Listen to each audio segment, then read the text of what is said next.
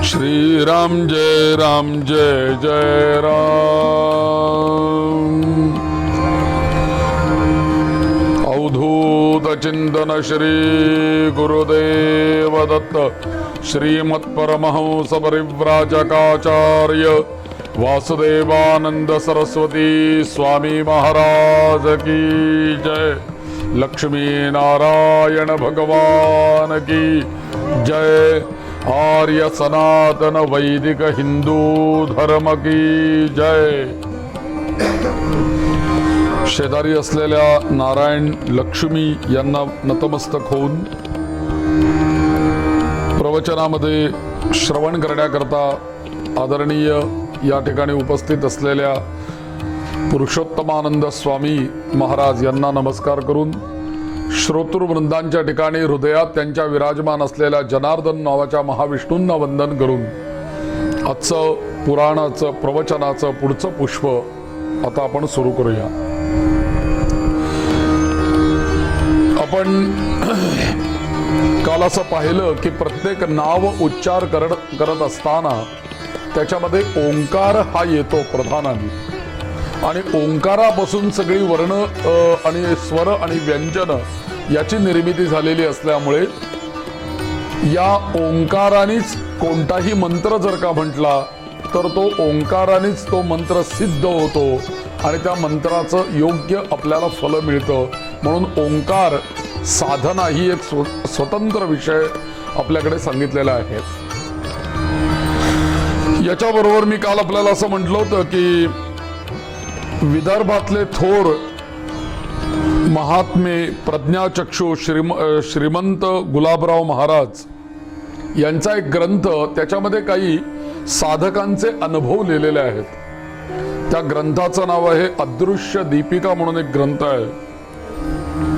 हा जो ग्रंथ आहे हा ग्रंथ त्यांनी संकलित केलेला ग्रंथ आहे आणि या ग्रंथामध्ये जे जे प्रकारचे साधक त्यांच्या ठिकाणी येत असत हे साधक आपले वेगवेगळे अनुभव त्या ग्रंथामध्ये लिहित असत।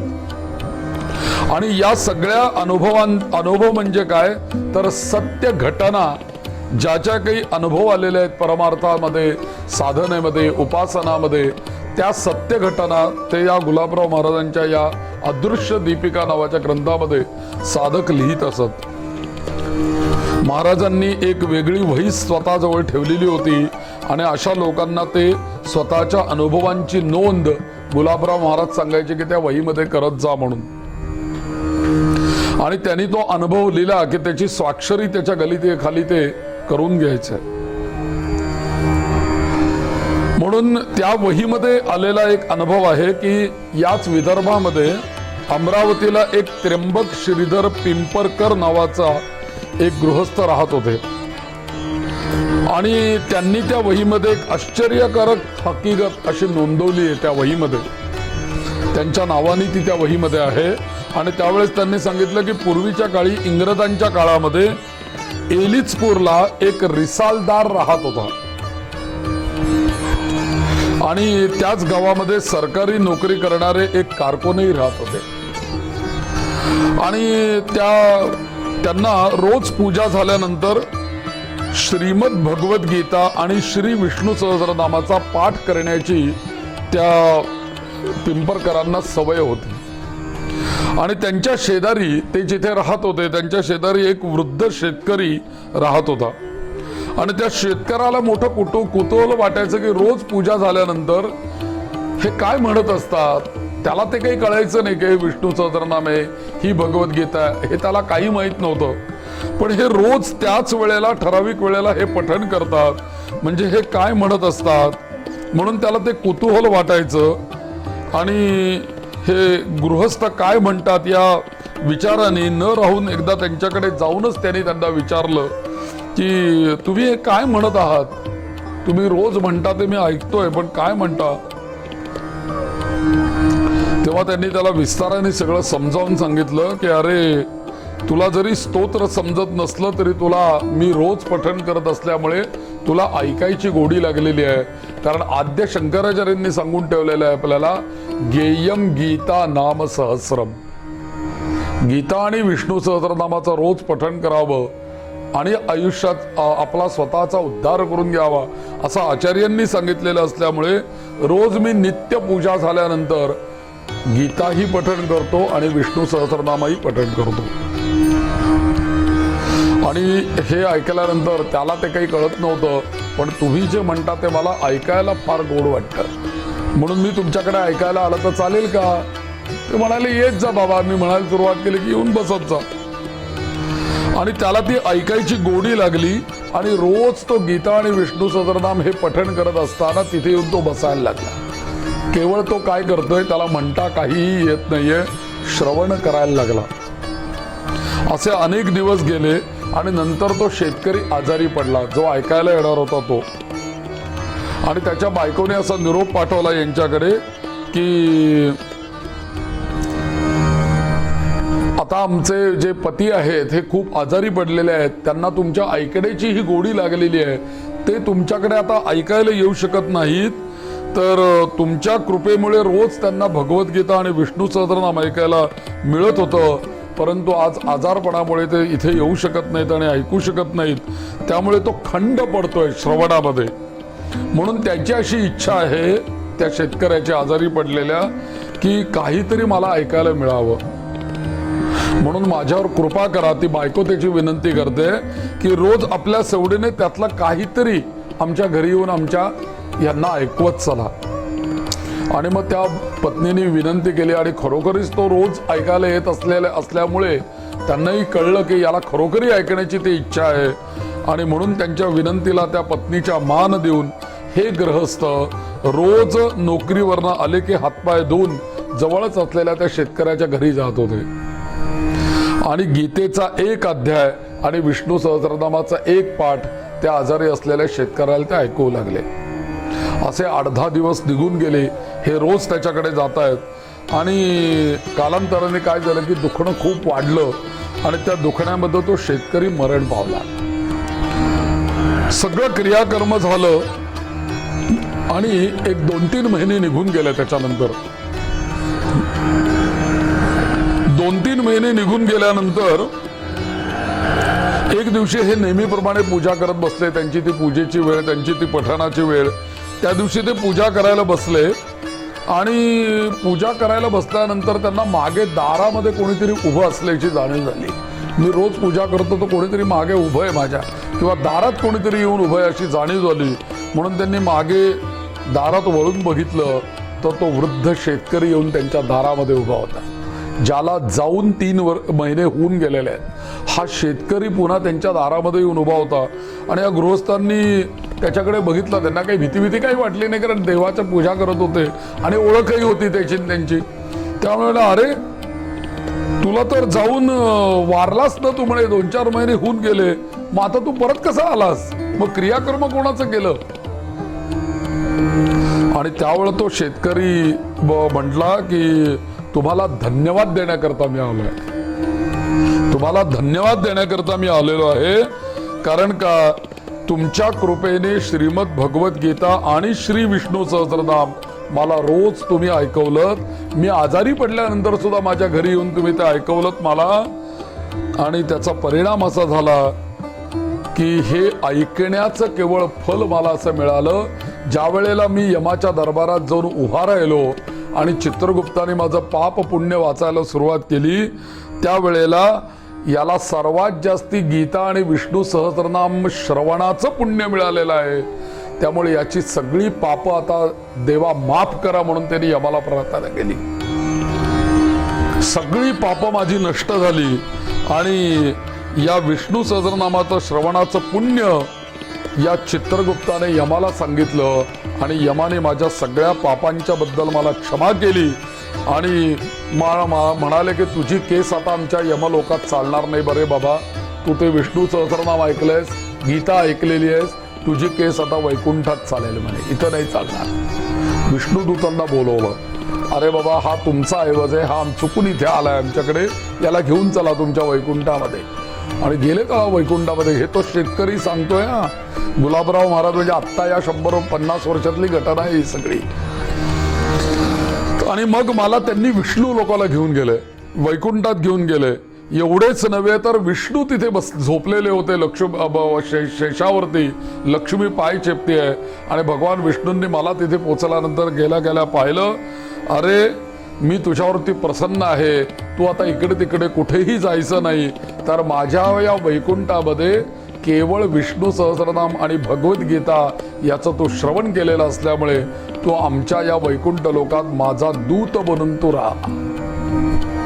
आजपासून तू माझा, जसे अनेक माझे विष्णुदूत आहेत त्यापैकी तू पण आजपासून विष्णुदूतच तुला म्हणतील लोक. म्हणून मला विष्णुदूत म्हणून माझी नेमणूक केली भगवंतानी. बघा एक श्रवणाचं फल काय आहे. बरं कोणाच्या तरी या वहीतला नाही आहे, तर गुलाबराव महाराजांच्या वहीतला हा अनुभव आहे आणि विदर्भातलाच हा किस्सा आहे. बरं त्यांची नावं सुद्धा इथे सांगितलेली आहेत. ब्रिटिशांच्या काळाचा म्हणजे आत्ताच्या 60, 70, 80 वर्षापूर्वीचा घटना आहे. आणि म्हणून विष्णुदूत मला नेमलं आहे आणि हे मला सगळं तुम्हाला सांगायला विष्णूंनी पाठवलंय की तू ज्याच्या मुखातून तू विष्णू सहस्रनाम आणि गीता ऐकलीस ना, त्याला जाऊन सांग ना की तू हे ऐकवलं म्हणून मी इथे पोहोचलोय. आणि मग हे ऐकून ते गृहस्थ होते, ते म्हणले वाह छान झालं, म्हटले मस्त झालं, खरोखरीच भगवंताचा आणि त्याच्या स्तोत्राचा महिमा अवर्णनीय आहे. पण मला एक असं वाटतं तरी आश्चर्य की तू आजच नेमका इथे कसं काय आलास. याच्या आधी तर तू कधी आला नाहीस, आजच नेमका का आलास. त्याच्या मनामध्ये कुठेतरी त्यांना अशी शंका आली की आजच आला, याचं कारण हा विष्णुदूत म्हणून आलाय, तर माझीच वेळ आलेली नाही ना आज जायची, मलाच न्यायला तर आलेला नाहीये, अशी त्याला एक शंका आली त्यांच्या मनामध्ये. आणि त्या शेतकऱ्याला तर लगेच कळलं की तुमच्या मनामध्ये काय विचार चालू आहे. तो म्हटला, हसायला लागला.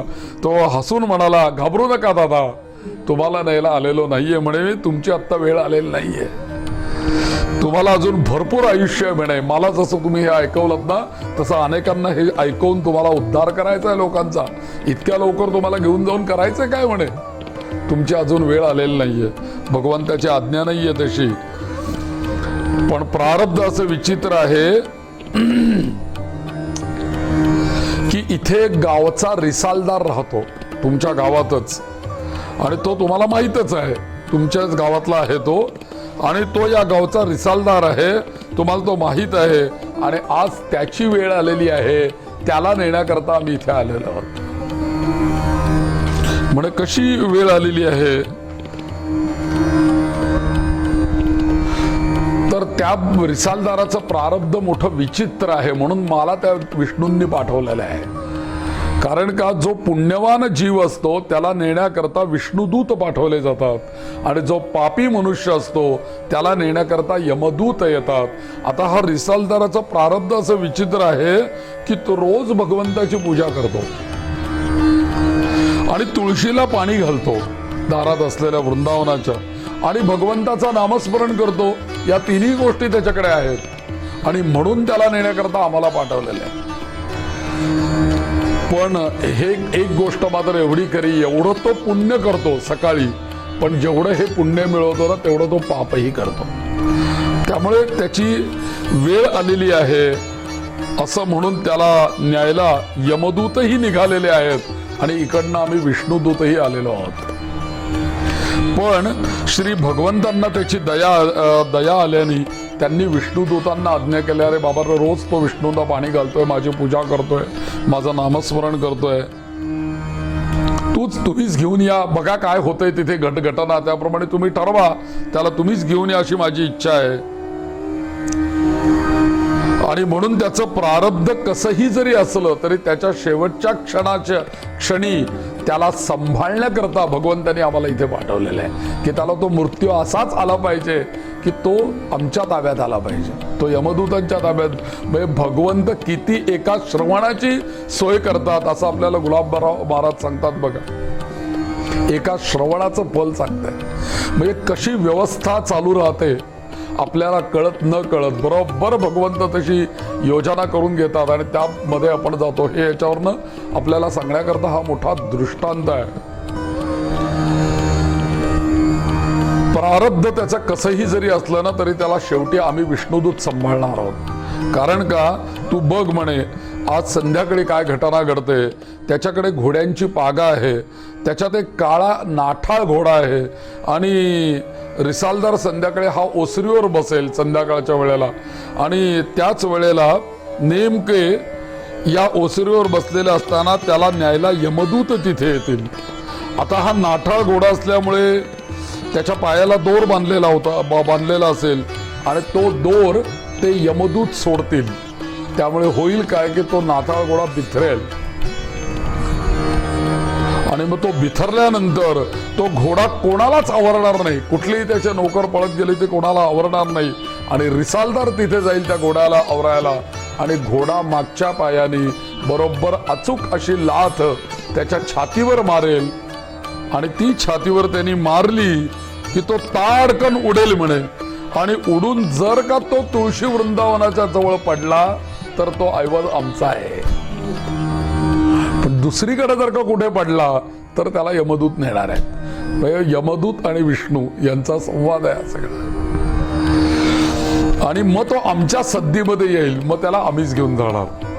पण जर का प्रारब्धाने जर का बाजूला पडला दुसरीकडे तर मग तर आम्हाचं काही चालणार नाही, त्याला यमदूतच घेऊन जातील. म्हणून हे असं घडावं अशी भगवंताची इच्छा आहे. हे घडण्याकरता आम्ही इथे पोहोचलेलो आहोत. सकाळी आधी यमदूत संध्याकाळी येणार आहेत, विष्णुदूत आधीच पोहोचलेत सकाळी तिथे. हे सगळं वर्णन ऐकलं आणि हे मात्र यांना घामच फुटला सगळं ऐकल्यानंतर. अशी घटना घडणार आहे संध्याकाळी आणि मग ते उत्सुकतेने ते शेतकऱ्याला ते म्हणतात की ही सगळी अशी घटना तुम्ही सांगता अशी घडणार आहे, मी येऊ का म्हणे तिथे पाहायला. मी आलो तर चालेल का, तिथे येऊन बसतो म्हणे, मी पाहतो सगळं. तर तो शेतकरी म्हणाला की काही हरकत नाही म्हणे, पाहायला काय येऊन बसा म्हणे, तर त्या रिसालदाराच्या शेजारी येऊन बसा, काही प्रश्न नाहीये म्हणे. पण मात्र मी जे काही तुम्हाला आत्ता सांगितलंय यातलं काहीही त्याला सांगायचं नाही किंवा याचा कोणालाच याचा उच्चारण करायचं नाही. फक्त तिथे जाऊन बसा आणि काय काय घडतंय तेवढं बघा म्हणून. आणि मग नंतर त्यांनी भराभर पूजा, तो शेतकरी गेला निघून तिथनं, यांनी भराभर पूजा आवरली, कसे तरी अंघोळ आटपून संध्याकाळच्या सुमाराला ही संध्याकाळी घटना घडणार होती. रिसालदाराकडे हे जाऊन बसले आणि तो ओसरीवर खरोखरी येऊन बसला. घरातनं बाहेर येऊन ओसरीवर बसलेला होता. त्यालाही आश्चर्य वाटलं. शेतकऱ्यांनी सांगितलं ओसरीवर येऊन बसते आणि मग एकदम त्या रिसालदाराला सुद्धा आश्चर्य वाटलं, अरे कधी न येणारे आपल्याकडे हे साधक आजच कसे काय आलेत आपल्याकडे. पण तेही म्हटले की अरे जरा इकडनं असं चाललो होतो गप्पा मारायला म्हणून तुम्ही पण निवांत ओसरीवर बसलेले दिसताय, मी पण आलो म्हणे आतमध्ये तुमच्याशी गप्पा मारायला. कसं काय चाललेलं वगैरे इकडची तिकडची गप्पा सुरू झाल्या त्यांच्या आणि हे बोलणं सुरू झालं, गप्पा सुरू झाल्या आणि काही वेळातच त्या शेतकऱ्यांनी सांगितल्याप्रमाणे घटना समोर घडू लागली. आणि हे पाहतायत समोर काळ्या नाठाळ घोड्याच्या पायातला दोर यमदूतांनी काढला. दोर अचानक कसा सुटलाय कोणालाच कळेना, का घोड्याने तोडला का तो अचानक कोणीच तिथे नव्हतं, पण तो दोर मात्र सुटला आणि तो घोडा एकाएकी बिथरला आणि मग गडी माणसं धावली त्याला आवरण्याकरता आणि कुठल्याही माणसाला तो घोडा ऐकेना. आणि रिसालदार हे सगळं ओसरीवर बसून पाहतोय पागेमध्ये काय घडतंय. त्यामुळे एकदम तो रिसालदार मोठ्यांदी त्वेषाने ओरडला, अरे घोड्याला आवरण्याकरता एवढी माणसं बसून एवढ्या गाढवांना तुम्हाला घोडा आवरत नाही. मोठ्यांदी त्या नोकरांवरती ओरडला आणि त्वेषाने उठला आणि धावला त्या घोड्याजवळ आणि त्या घोड्याजवळ त्याला आवरण्याकरता जाता क्षणीच त्या घोड्याने अचूक जशी मारावी, नेम धरून मारावी अशा मागच्या पायाची लाथ बरोबर या रिसालदाराच्या छातीवरच मारली. आणि त्याबरोबर झालं काय की त्या पागेच्या जवळ असलेलं रिसालदार तिथून उडून 2 कोलांट्या उड्या खाऊन बरोबर तुळशी वृंदावनापाशी पडले. आणि मग त्या गृहस्थाच्या लक्षात आलं की रिसालदाराला विष्णुदूत नेत आहेत, कारण तो शेतकरी विष्णुदूत त्यांना त्यावेळेला रिसालदारापाशी सुहास्य वदनाने हसत शेतकरी त्याला घेऊन जाताना यांनी पाहिला. आणि तो शेतकरी का हसत होता बघ, मी तुला सांगितलं होतं सगळं तसंच घडलं. याच्याकरता आम्हाला भगवंतांनी इथे पाठवलेलं आहे. थोडक्यात सांगायचं काय तर हा किस्सा गुलाबराव महाराजांच्या अदृश्य दीपिका नावाच्या ग्रंथामध्ये हा किस्सा आलेला आहे. याच्यामध्ये गेयम गीता नाम सहस्रम याचा महात्म्य शंकराचार्यांनी जे काही सांगितलेलं आहे की याच्यामध्ये उद्धार करायचा असेल जीवाचा तर त्याला गेयम गीता कायम गीता पठण केली पाहिजे आणि विष्णू सहस्रनाम पठण केलं पाहिजे. म्हणून श्रीमद भगवद्गीता आणि विष्णू सहस्रनामाचं महात्म्य हे विलक्षण आहे आणि ही सत्यकथा.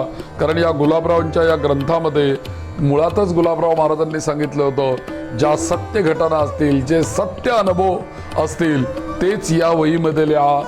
अनुभव लिहून झाला की तुमचं नाव लिहा आणि सही करा. अशा पद्धतीने हे अनुभव सगळे गोळा झालेले आहेत आणि त्याच्यात लिहिलेला हा अनुभव आहे. आता इथे बघा एक अशिक्षित शेतकरी ज्याने कधीही आयुष्यात भगवंताचं नाम घेतलेलं नाही, त्याला काही येत नाही बिचाराला, लिहिता वाचता सुद्धा येत असेल की नाही एवढा शक्यता कमी. त्याने आयुष्यात कधीही नाम घेतलं नाही, फक्त एकच गोष्ट केली, विष्णू सहस्रनाम दुसरा पठण करतोय ते फक्त ऐकलं, श्रवण केलं आणि केवळ त्या श्रवणाचं फल केवढं मोठं मिळालं की त्याला या वैकुंठामध्ये विष्णुदूत म्हणून त्याला विष्णूंनी ठेवून घेतलं. म्हणून विष्णुदूत होणं ही काही साधी सामान्य गोष्ट आहे का? केवढी मोठी गोष्ट आहे विष्णुदूत होणं.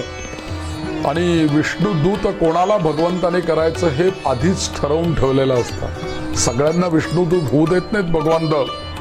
काही विशिष्ट लोकांसाठी भगवंत सुद्धा जागा राखून ठेवतात की अरे नाही हा याला विष्णुदूत म्हणून माझ्या दरबारामध्ये ठेवायचं. आणि त्याकरता विष्णुदूत बनण्याकरता पक्क भगवत भक्तच असावं लागतं. त्या शेतकऱ्याला मात्र केवळ श्रवणाने यातलं काहीही नसताना केवळ भगवद्गीता आणि विष्णू सहस्रनाम ऐकल्यामुळे ही सद्गती मिळाली. म्हणून कर्माचा सिद्धांत जो काही आहे तो फार मोठा आहे. म्हणून श्रवण ही साधना आहे, श्रवण ही सुरुवात आहे आणि आत्मनिवेदन हा भक्तीचा शेवट आहे. 9 प्रकारची जी काही भक्ती आहे या भक्तीतलं श्रवण हे आरंभ आहे. नामस्मरण करूया आपण. श्रीराम जय राम जय जय राम. श्रीराम जय राम जय जय राम. श्रीराम जय राम जय जय राम. श्रीराम जय राम जय जय राम. श्रीराम जय राम जय जय राम. श्रीराम जय राम जय जय राम. श्रीराम जय राम जय जय राम. म्हणून या विष्णू सहस्रनामाचे अनंत हे गीता प्रेसच्या गोरखपूरच्या अनुभवांच्या पुस्तकामध्ये पण हे आलेलं आहे बरं. हे गीता प्रेस गोरखपूरचं जेरॉक्स आहे, त्याच्यामध्ये पण हा किस्सा आलेला आहे आता संत गुलाबराव महाराजांचा. आता या विष्णूंच्या विष्णू सहस्रनामाची सुरुवात केलेली आहे विश्वम या शब्दापासून. एतन नानावताराणाम निधानम बीजमव्ययम म्हणजे भगवंताचे गुणही अनंत आहेत आणि अनेक प्रकारचे गुण भगवंताचे सांगितलेले आहेत. एक स्तोत्र वासुदेवानंद सरस्वतींनी पण एक केलेलं स्तोत्र आहे, त्याच्यामध्ये उद्धार करण्याचं सामर्थ्य हे विष्णू पूजन आणि विष्णू नामस्मरणाने होईल असं एक श्लोक आलेला आहे. मला ते नेमकं आठवत नाहीये कुठलं स्तोत्र ते, पण वासुदेवानंद सरस्वतींनी स्तोत्र केलेलं आहे. मी सांगेन तुम्हाला ते स्तोत्र. त्याच्यामध्ये स्वामींनी विष्णू सहस्रनाम आणि विष्णू पूजन आणि विष्णू नामस्मरण याला महत्त्व दिलेलं आहे. ते दत्त उपासक असताना विष्णू सहस्रनामाबद्दल त्यांनी पण जसं आद्यशंकराचार्य बोलतात गेयम गीता नाम सहस्रम, तसं स्वामी पण बोलतात तुम्ही सहस्रनाम नामाला महत्त्व द्या म्हणून. आता हे जे नक्षत्रांचा ग्रंथ आहे की नाही, त्याच्याविषयी तुम्हाला सांगायचं एक राहिले गोष्ट की या नक्षत्रांच्या स्तोत्रांचा किंवा त्या श्लोकांचा आपल्याला फल मिळण्याकरता कसं साधन करावं, तर याच्याकरता एक गोष्ट महत्त्वाची आहे की समजा आता मला माझे काही पीडा, माझे ग्रहदोष, माझा आजारपण, याच्याकरता मला विष्णू सहस्त्रनामातले काही मंत्र उपयोगी पडावेत किंवा विष्णू सहस्त्रनामाने ते दोष किंवा व्याधी दूर व्हाव्यात असं जर का मला वाटत असेल तर मी माझ्या नक्षत्राच्या श्लोकाचा जप करायचा आहे. मग तो किती वेळा करायचा तर आणि कसा करायचा याच्याविषयी याच्यामध्ये मला चौकशी केल्यानंतर लक्षात आलं. काल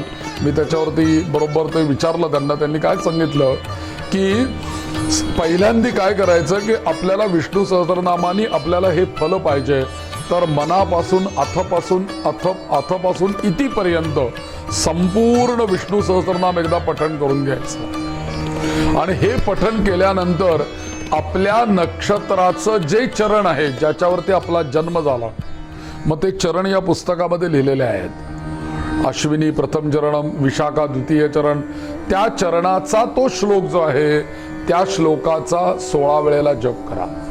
समजा त्या चरणाचा 16 वेळेला जप केला तर चालतो, किंवा समजा नक्षत्र माहीत नसेल तर आपली जी काही समजा मेष रास आहे, मग जसं मी तुम्हाला काल ते श्लोक काढून दिले ते सगळे श्लोक मेष राशीचे आहेत, दुसरे सगळे श्लोक वृषभ राशीचे आहेत. मग तेवढे श्लोक घ्यावे, त्या श्लोकांचं 16 आवर्तन करायचे.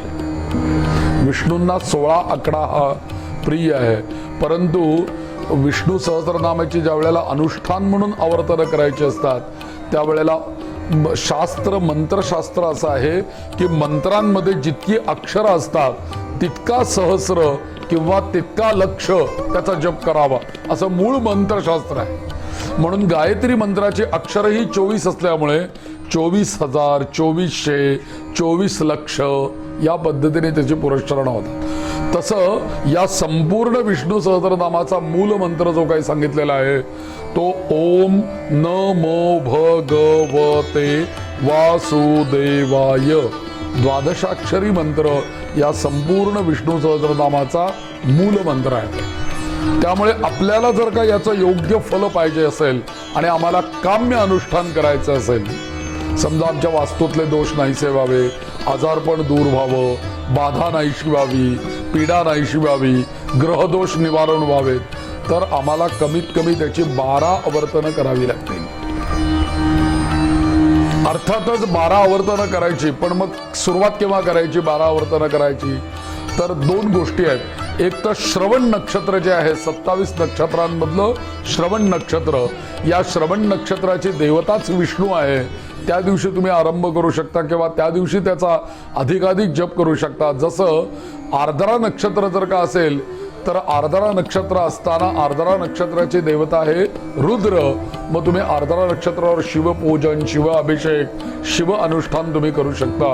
तसंच श्रवण नक्षत्रावरती तुम्ही विष्णू सहस्त्रनाम म्हणू शकता, कारण श्रवण नक्षत्राची देवता विष्णू आहे. दुसरी गोष्ट, वारांमध्ये जर का तुम्ही विचार केलात तर सोमवार, मंगळवार, बुधवार, गुरुवार, शुक्रवार, शनिवार, रविवार या 7 वारांमधला बुधवार जो आहे हा विष्णूंचा वार आहे. म्हणून ज्याला आपल्या काही दोष घालवायचे आहेत ना, तरी कोणत्याही बुधवारी अनुष्ठान सुरू करायचं आणि बरोबर 7 दिवस रोज सकाळ, दुपार आणि संध्याकाळ 3 वेळेला रोज विष्णू सहस्त्रनाम म्हणायचं. म्हणजे ते किती वेळेला होईल? 7 त्रिक 21 वेळेला ते विष्णू सहस्त्रनाम होईल. तर अशा वेळेला आपल्या समजा वास्तूमध्ये काही दोष वाटतायत, रात्री झोप लागत नाही, कोणाच्या तरी नजर लागली आहे, काही बाधा झाली आहे, आपल्या वास्तूमध्ये काही दोष निर्माण झालेत, तर ज्या वास्तूमध्ये तुम्हाला ते दोष वाटतायत त्या वास्तूमध्ये तुम्ही बुधवारी सुरू करा आणि रोज 3 वेळेला सकाळ, दुपार, संध्याकाळ किंवा रोज 12 वेळेला एकदाच बसून बुधवार ते बुधवार तुम्ही जप करा. किंवा एक श्रवण नक्षत्र ते दुसरं श्रवण नक्षत्र, सर्वसाधारणपणे 1 महिन्याने परत श्रवण नक्षत्र येतं. म्हणजे किती दिवस झाले? 30 दिवस झाले. तर 30 दिवस झाल्यानंतर आपल्याकडे कसं आहे की जेवढा तुम्ही जप करता त्याच्या दशांश हवन पण करायला पाहिजे. त्याच्या दशांश तर्पण करायला पाहिजे, त्याच्या दशांश मार्जन करायला पाहिजे. पण जर का तुम्हाला तर्पण मार्जन काही करायचं नसेल, शास्त्राने काय सांगितलं, तुम्ही जो जप केलेला आहे तो अजून एक पट जास्ती करून ठेवा. मग तुम्हाला ते जप हवन वगैरे नाही केलं तरी चालेल. मग समजा श्रवण नक्षत्रावर तुम्ही जप करायला सुरुवात केली, 1 महिन्याने पुन्हा श्रवण नक्षत्र येणार, 30 दिवस मध्ये होणार. रोज 12 वेळेला जर का तुम्ही विष्णू सहस्त्रनाम म्हटलं 1 महिना, तर तुम्हाला त्याचं अद्वितीय असं फल सांगितलेलं आहे. पण मग 30 दिवस म्हणून थांबायचं नाही, 40 दिवस ते अनुष्ठान करायचं रोज 12 वेळेला. जन्मोजन्मीचं दारिद्र्य नष्ट होईल बरं, असं सामर्थ्य आहे विष्णू सहस्त्रनामामध्ये. आणि असाध्य ते साध्य होईल म्हणून सांगितलेलं आहे. 1.25 महिना जर का विष्णू सहस्त्रनामाचं, पण प्रतिदिन 12 वेळेला. मी म्हणतो प्रतिदिन 1 वेळेला 1.25 महिना करून बघा ना, हरकत काय आहे.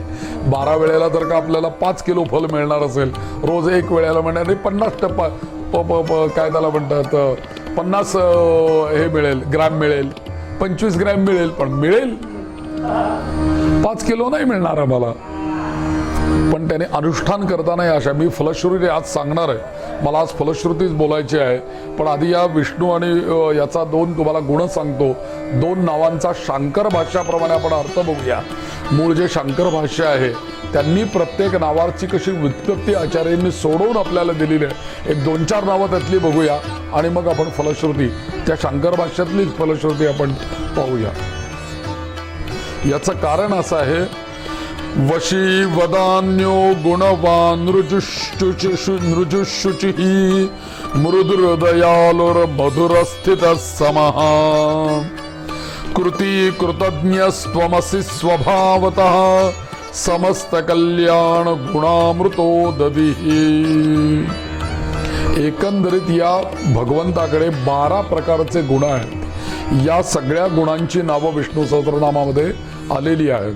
मी तुम्हाला जसं हे गुण सांगेन तसं तुमच्या ज्यांना विष्णू सहस्त्रनाम म्हणता येतं त्यांच्या लक्षात येईल की हे नाव विष्णू सहस्त्रनामामध्ये आलेलं आहे. मी तुम्हाला यानी नामानी गौणानी गुणवाचक नाम, तर एकंदरीत 12 प्रकारचे गुण विशेष या विष्णू सहस्त्रनामामधनं भगवंताचे आपल्याला सांगितलेले आहेत. त्यातला पहिला गुण काय आहे, तर वशी असा गुण आहे. भगवंत हे भक्तांना वश होतात आणि ते भक्तांचे वशवर्ती असतात, म्हणून त्याचा वशी हा त्यांचा गुण आहे. म्हणून भक्ताधीन भगवंत असतात, भक्तांशिवाय भगवंत नाही. जसं मंत्रांशिवाय ब्राह्मण नाही आणि ब्राह्मणांशिवाय मंत्र नाही. म्हणून म्हटलेलं आहे ना, काय दैवाधीनम जगत सर्वम. हे सगळं जे काही आहे हे विश्व जे काही आहे ते कोणाच्या अधीन आहे, दैवाधीन आहे. तो दैवाधीन कोण आहे, विश्वस्मयी नमः, तोच देव. दैवाधीनम जगत सर्वम मंत्राधीनं दैवाधीनं जगत सर्वम मंत्राधीनंच दैवतम ते मंत्राः ब्राह्मणाधीनाः ब्राह्मणो मम दैवतम. म्हणून हे सगळे वैश्विक देव जे काही आहे, या देवाला जर का आपल्याला वश करायचं असेल तर आपल्याकडे एकमात्र साधन आहे, ते म्हणजे मंत्र. मग ते मंत्र नाममंत्र असू देत, बीजमंत्र असू देत, वैदिक मंत्र असू देत, कुठलेही मंत्रांनी आपण देवाच्या जवळ सान्निध्यात पोचू शकतो आणि ते भगवंत वश होऊ शकतात. आता वदान्य हा असा दुसरं गुण आहे. म्हणजे काय, ते प्रिय वचने बोलत वरदान देणारे आहेत आणि तसंच परमोदार स्वभावाचे आहेत. गुणवान म्हणजे काय, ते अत्यंत गुणसंपन्न आहेत, त्यांच्यात पराकोटीचे सौशील्य असं आहे आणि ते रुजू स्वभावाचे आहेत. म्हणजे काय, ते मन वाचा कायेने सारखेच निष्कपट आहेत. भगवंतांच्या ठिकाणी कपट नाही, सरळ स्वभावाचा आहे. सरळता ही एक भगवंताचं एक वैशिष्ट्य आहे बरं. ज्याला भगवंताची प्राप्ती करून घ्यायची आहे ना, त्या भक्ताकडे सरलता हा गुण फार महत्वाचा आहे. म्हणून आपल्या गणपतीच्या आरतीमध्ये म्हणतो ना आपण, सरळ सोंड वक्र तुंड त्रिनयन. रामदास स्वामी सुद्धा आरती करताना सरळ सोंड वक्रतुंड त्रिनयन. ते भगवंत मूळ कसा आहे, रुजू आहे, सरळ सोंड आहे, पण सरळ सोंड वक्र तुंड त्रिनयन. वक्रतुंड पण तो आहे, पण कोणाकरता वक्रतुंड आहे, वक्रांतुंडयती ती वक्रतुंड. जे विधी निषेध सोडून वर्तन करणारी जे मानव आहेत त्यांच्याकरता तो वक्रांतुंडयती ती वक्रतुंड आहे. पण जे सरळ जे नमस्कार करणारे आहेत त्यांच्याकरता त्याची सोंड कशी आहे, सरळ सोंड. ती सरळच आहे. ही सरलता, ही रुजुता भगवंताकडे आहे. आणि म्हणूनच समर्थ आपल्या आरतीमध्ये पुढे म्हणतात, केवळ अशा सरळ भगवंताला जेव्हा तुम्ही नमस्कार करता तेव्हा दर्शन मात्रे मन कामना पूर्ती. अशा सरळ भगवंताला तुम्ही जेव्हा नमस्कार करता तेव्हा सगळ्या तुमच्या मनोकामना तो पूर्ण करणारच होत. रुजुता आहे ना त्याच्याकडे ती. त्याच्यानंतर शुची हा एक त्याच्या शुचये नमः नाव आलेलं आहे. तर त्या शुची याच्या शब्दाचा अर्थ असा आहे की पापाचा लेशही त्याच्या ठिकाणी नाही, अत्यंत पवित्र आहेत आणि त्यांच्याच कृपेने या सगळ्या गोष्टी आहेत. म्हणून सरलता, रुजुता, शुचिता असे सगळे गुण या भगवंताच्या ठिकाणी असल्यामुळे या विष्णू सहस्रनामाला फार मोठं महत्व आहे. आणि म्हणून विश्वस्मै नमः हे त्या विश्वाला सगळं काही होऊन राहिलेलं आहे म्हणून तो विश्वस्वरूप आहे. म्हणून तो जो विश्वात्मक आहे तो विश्व आणि विश्वधाम आहे. म्हणून तोच विश्व, तोच परमात्मा विश्वैकधाम विश्वात्मक आहे. केवळ विश्व या नावाने पहिलंच नाव आलंय असं नाही बरं. जवळजवळ 10-15 नावं विश्व या नावाने आलेली आहेत. मी सांगतो पुढे ती कुठली नावं आलेली आहेत. त्या सगळ्यांचा अर्थ हा एकच झाला बरं. त्या सगळ्या नावांचा अर्थ एकच आहे. थोडक्यात काय की या पितामह भीष्माचार्यांनी पहिला शब्द का ठेवला विश्व हा शब्द, कारण या पितामहांनी जर का हा विश्व शब्द ठेवला नसता तर या भगवंताची खरी कल्पना या युधिष्ठिराला आलीच नसती. त्याने जर का विष्णू शब्द ठेवला असता तर काम जमलं नसतं. एखादा जर का पेशंट डॉक्टरकडे आला तर त्याला जर का अशक्तपणा असेल तर पहिलं डॉक्टर औषधी उपाययोजना करण्यापूर्वी त्याला एक सलाईन देतात. त्या सलाईननी तो थोडासा नॉर्मल झाला की मग त्याची तपासणी करून मग पुढे त्याच्यावर त्याला औषधं देतात. तर त्याप्रमाणे या विष्णू सहस्रनामामध्ये हे जे काही पहिलं नाव त्यांनी सांगितलं विश्वस्मै नमः म्हणजे आधी भगवंताची व्यापकता सांगितली.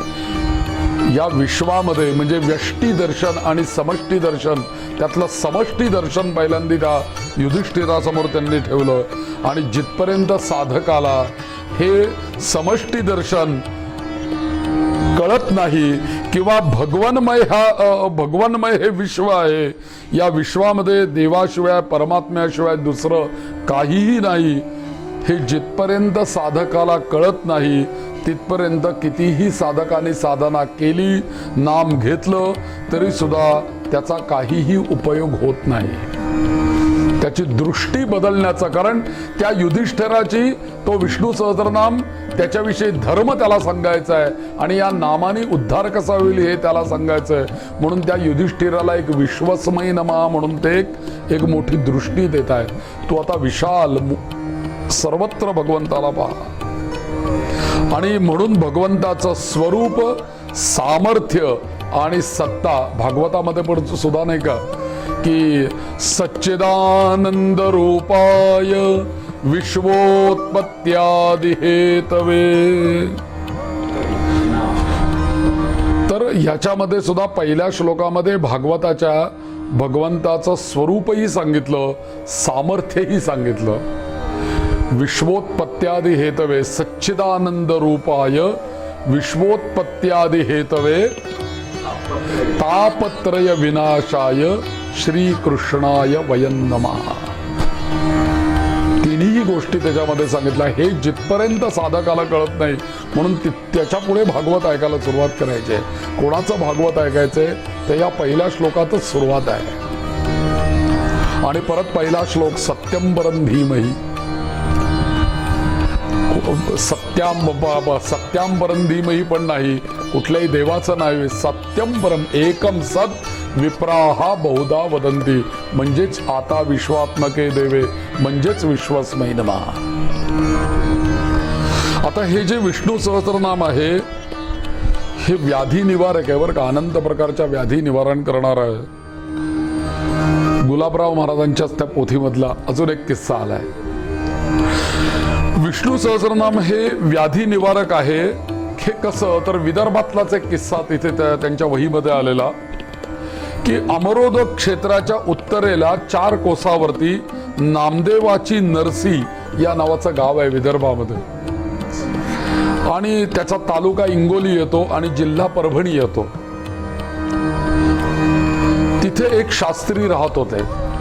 आता पूर्वीच्या काळी काही अशी हॉस्पिटल नव्हती किंवा असे काही छोटे मोठे दवाखाने नव्हते, तर त्यावेळेला वैद्य प्रत्येका गावोगावी असायचे. कोणाला काही व्याधी झालं की वैद्याकडे जायचं, औषध आणायचं, आणि ते वैद्य सगळे ते कुठून औषधं तयार करून, काढे तयार करून त्या पेशंटला देत असत. अहो त्यावेळेला वैद्य आत्ता जसं सलाईन देतात दवाखान्यामध्ये गेल्यानंतर, तसं त्यावेळेला पेशंट आपल्याकडे आल्यानंतर ते वैद्य पहिल्यांदा त्याला मध पाणी प्यायला द्यायचे.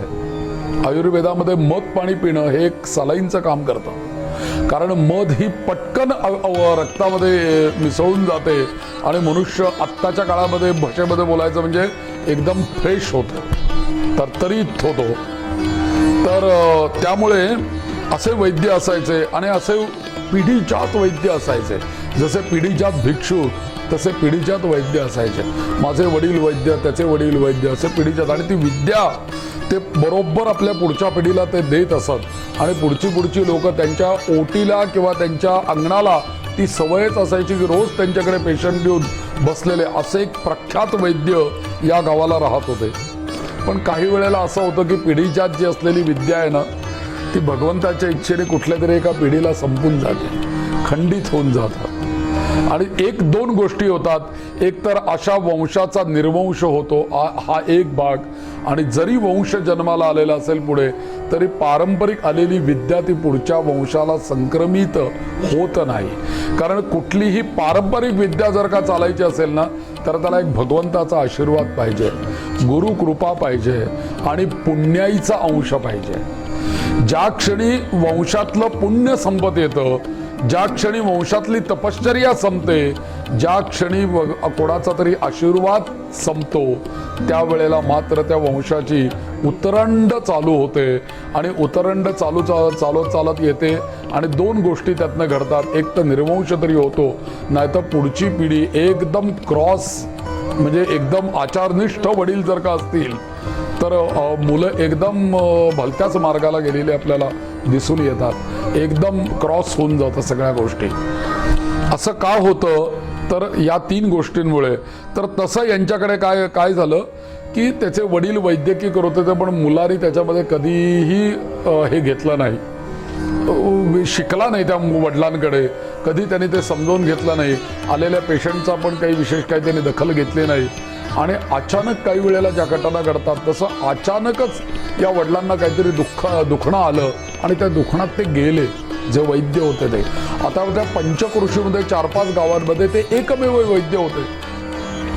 आणि पूर्वीच्या काळी काय अशी परिस्थिती नव्हती की बाबा आपला कोणी पेशंट असेल तर जा बाबा दुसऱ्या शहरात घेऊन जा, असं पूर्वीच्या काळी व्यवस्था काही नव्हती. चालत बैलगाडीने असे पेशंट त्या वैद्यांच्याकडे यायचे.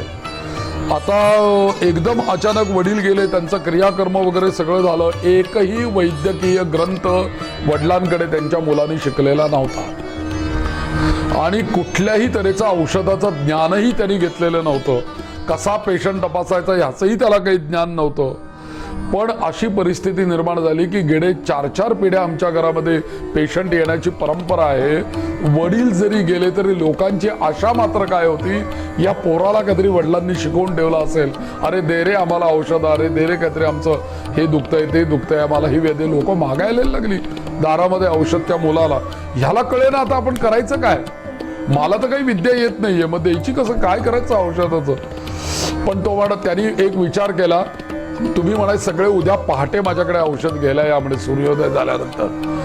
आणि त्याला काय वाटलं माहीत नाही, त्या सूर्योदयाच्या अलीकडे पहाटे 3-3:30लाच तो उठला आणि उठून स्नान संध्या वगैरे करून जाऊन तो मागच्या बाजूला तुळशी वृंदावनापाशी जाऊन बसला आणि विष्णू सहस्त्रनाम त्यांनी पठण करायला सुरुवात केली. आणि विष्णू सहस्त्रनाम म्हणता म्हणता म्हणता म्हणता ते तुळशीच्या वृंदावनात जी माती होती ना, ती माती काढायची, त्याच्याशी गोळ्या करायच्या ठेवायच्या, विठोबराच्या गोळ्या करायच्या ठेवा, माती तुळशी वृंदावनातली चाळा हाताला म्हणता म्हणता त्याचं विष्णू सहस्त्रनाम पाठच होतं. ती माती त्यांनी काढायला सुरुवात केली आणि त्याच्या मुगा एवढ्या गोळ्या पडत होत्या त्याच्या हातात तिथे चिमटेली. आणि नंतर काय झालं, ते संध्या पूजा त्याचं म्हणणं जे काही झालं ते सगळं संपून गेलं. लोक ती चौकशी करत वृंदावनापर्यंत पोहोचली. बाहेर तुम्ही दिसत नाही, आम्हाला औषध द्या. त्यांनी काय केलं, त्या मातीच्या गोळ्या उचलून त्याच्या हातात टाकल्या.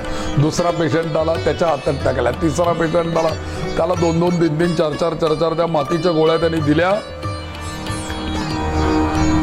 ह्या गोळ्यांमध्ये असं सामर्थ्य त्या विष्णू सहस्त्रनामामुळे, 2 गोष्टी एक तर झाल्या. एक तर ती तुळशीची माती. तुम्हाला लहानपणी असं आठवत असेल की जर का कुठे काही मार बसला, काही सूज वगैरे आली, तर आजी आपल्या घरातली सांगायची, अरे जा जरा तुळशी वृंदातली माती आण रे, जरा ते सुजलेल्या भागाला लाव जरा तिथे. हे आपल्याला आठवतंय बघा. म्हणजे तुळशी वृंदावनातली माती आधी औषधी असते, त्यात महाऔषधी विष्णू सहस्त्रनामाचा त्याला स्पर्श झाला. हा म्हणतोय ना सकाळी पहाटे उठल्यापासून, आणि त्याचा स्पर्श झाल्यामुळे आश्चर्य आणि भगवंताची कृपा अशी झाली की अल्पस्वरूप व्याधीचा किंवा महारोगी त्या ठिकाणी आला, तो एकच गोळी त्यांनी जरी दिली त्याला, त्या एका गोळीमध्ये सुद्धा त्याचं अनुपान एवढंच, ही गोळी पाण्याबरोबर घे एवढंच त्याचं अनुपान. आणि ते पाण्याबरोबर त्यांनी ती गोळी घेतल्याबरोबर त्याच्या व्याधी जायला लागल्या.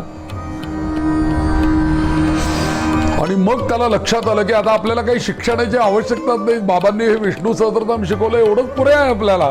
त्यांनी छंद दुसरी माती आणून टाकली, पुन्हा गोळ्या करायला सुरुवात, पुन्हा पहाटे उठला, पुन्हा त्याचा रोजचा तो छंदच. आणि असं त्यांनी कितीतरी वर्ष अनेक रोगी बरे केले त्या काळामध्ये, असा त्या गुलाबराव महाराजांच्या याच्यामध्ये अनुभव लिहिलेला आहे. सत्य अनुभव आहे विदर्भातला. म्हणून विष्णू सहस्त्रनाम हे व्याधीनाशक कसं आहे. म्हणून आता औषधे चिंतयेद विष्णू, औषध घेताय तुम्ही कुठलं तरी, भले ती आत्ताची गोळी का असे ना, डॉक्टरने दिलेली, त्याचं ते वरचं पाडून झालं, गोळी हातात घेतली, आपण मुखामध्ये टाकणार आहे, त्यावेळेला 3 वेळेला तरी म्हणायचं नारायण नारायण नारायण, मग ती जाऊ दे. आणि दुसरा एक श्लोक मी सांगून ठेवणार आहे, अच्युतानंद गोविंद नामोच्चारण भेषजात नश्यन्ति सकला रोगाः सत्यम सत्यम वदाम्यहम. ही सगळ्यात 1000 नावांमधली ही 3 नावं जी आहेत, ही 3 नावं महाऔषधी याला म्हटलेलं आहे. याला महाऔषधी कोणीतरी सामान्य जीवानी म्हटलेलं नाही बरं. या 3 नावांना महाऔषधी हे भगवान शिवशंकरांनी सांगितलंय की या संपूर्ण 1000 नावांमधली ही 3 नावं महाऔषधी आहेत म्हणून,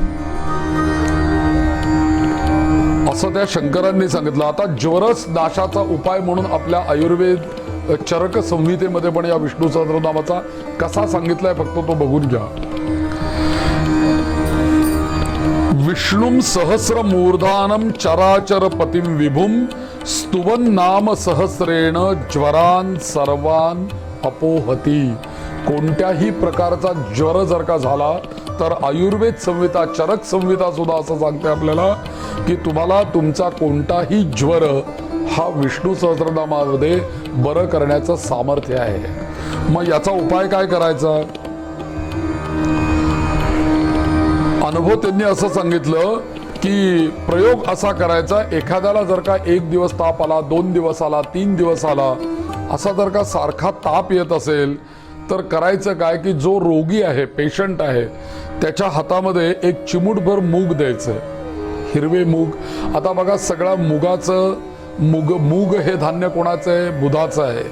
आपल्याला मी मगाशी तुम्हाला वार काय सांगितला, बुधवार, बुधाचा आणि विष्णूचा संबंध आहे. कारण बुध हा जो ग्रह आहे, या बुधाचं अधिदैवत आणि प्रत्यधिदैवत मुळामध्ये नारायण आणि विष्णू आहे. त्यामुळे बुध ग्रह हा म्हणजे विष्णूचा आहे. नारायण आणि विष्णू त्याचा अधिदैवत प्रतिदैवत, आणि त्याचं धान्य आहे मूग. आयुर्वेद संहिता आपल्याला तेच सांगते की जो कोणी पेशंट असेल त्याच्या चिमूटभर मूग घ्या. ते मूग हातामध्ये घेतल्यानंतर ते मूग वाटीभर दह्यामध्ये घालायचे. ती वाटी आपल्या उजव्या हातामध्ये घ्यायची आणि त्याच्यावरती डाव्या हातामध्ये घ्यायची. उजवा हात त्याच्यावरती पालथा ठेवायचा आणि 108 वेळेला या संपूर्ण विष्णू सहस्रनामातलं फक्त एक नाव म्हणायचं. कुठलं नाव म्हणायचं? ओम गोविंदाय नमः, गोविंदाय नमः, गोविंदाय नमः. 108 वेळेला म्हणा नाव. 187वा नाव गोविंदाय नमः आहे. 539 नाव गोविंदाय नमः आहे सहस्रनामामध्ये. हे नामस्मरण करीत जप करावा आणि मग जप झाल्यानंतर भगवंताचं स्मरण करीत मानसिक त्याचा जप झाल्यानंतर एखादा आपल्या जवळपास कुठलं पिंपळाचं झाड असेल की नाही, अश्वत्थ वृक्ष, पुन्हा संबंध विष्णूंचा. पिंपळाचं झाड हे विष्णूंचं झाड आहे आणि विष्णू म्हणजे गीतेमध्ये आपल्याला सांगितलं ना भगवंताने विभूतीमध्ये, वृक्षाणाम अश्वत्थोस्मी. अश्वत्थ म्हणजेच साक्षात विष्णू आहे. त्याच्या चरणाशी जायचं आणि आपल्या त्या ठिकाणी गेल्यानंतर पिंपळाच्या वृक्षापाशी जाऊन एक प्रार्थना करायची, देवा तुझ्या कृपेने ज्वर नाश व्हावा अशी आमची विनंती आहे, प्रार्थना आहे. आणि या अश्वत्थ नारायणाला मनोमन नमस्कार करायचा. आणि हे जे वाटीतलं दही आणि मूग जे काही आपण घरी आणलेलं आहे घरनं, ते त्या अश्वत्थाच्या मुळाशी ते वाहून टाकायचं. आणि अक्षरशः चमत्काराप्रमाणे आयुर्वेद संहिता असं सांगते की चमत्कारिक परिणाम असा होईल की ज्वर कमी व्हायला लागेल. फक्त या सगळ्या गोष्टी करत असताना दृढ आणि दृढ भगवंतावरती श्रद्धा असणं खूप आवश्यक आहे. दोघांची श्रद्धा. बरं, कोणाची? दोघांची. एक त्या पेशंटची पण श्रद्धा पाहिजे, ज्याला तो ताप आला त्याची, आणि जो त्याच्याकरता हा उपाय करतो त्याची पण. ही जर का श्रद्धा असेल तर 1000 नावं नकोतच, त्यातलं एकच घ्या. गोविंद नाव तुमचा ज्वर नाहीसा करेल. पण मात्र भगवंताचं विष्णू सहस्रनामामध्ये नरसिंह नावाचं पण नाव आलंय. नरसिंह आहे की नाही? आणि नरसिंह हा आता अवतार आहे भगवंताचा. पण आपण ही गोष्ट साधकांनी लक्षात घेतली पाहिजे की ज्या नावाचा आपण जप करतो त्या नावाचे भगवंत आपल्याला सहाय्यभूत होतात. तुम्ही कोणाचं नाव केव्हा घ्यायचं हे ठरलेलं आहे. आपल्या षोडश नाम विष्णू स्तोत्रामध्ये सांगितलेलं आहे, नरसिंहम कानने. जेव्हा तुम्ही वनामध्ये जाल, पर्वतावर जाल, ज्यावेळेस तुम्हाला कुठल्याही गोष्टीचं भय वाटेल त्यावेळेला तुम्ही नरसिंहाचं स्मरण करा ना. घरात बसलाय आणि नरसिंहाचं नाव घेता तर उपयोग नाही त्याचा. तर त्याचं काय आहे की नरसिंह नावाचा नाममंत्र भगवंताचाच आहे.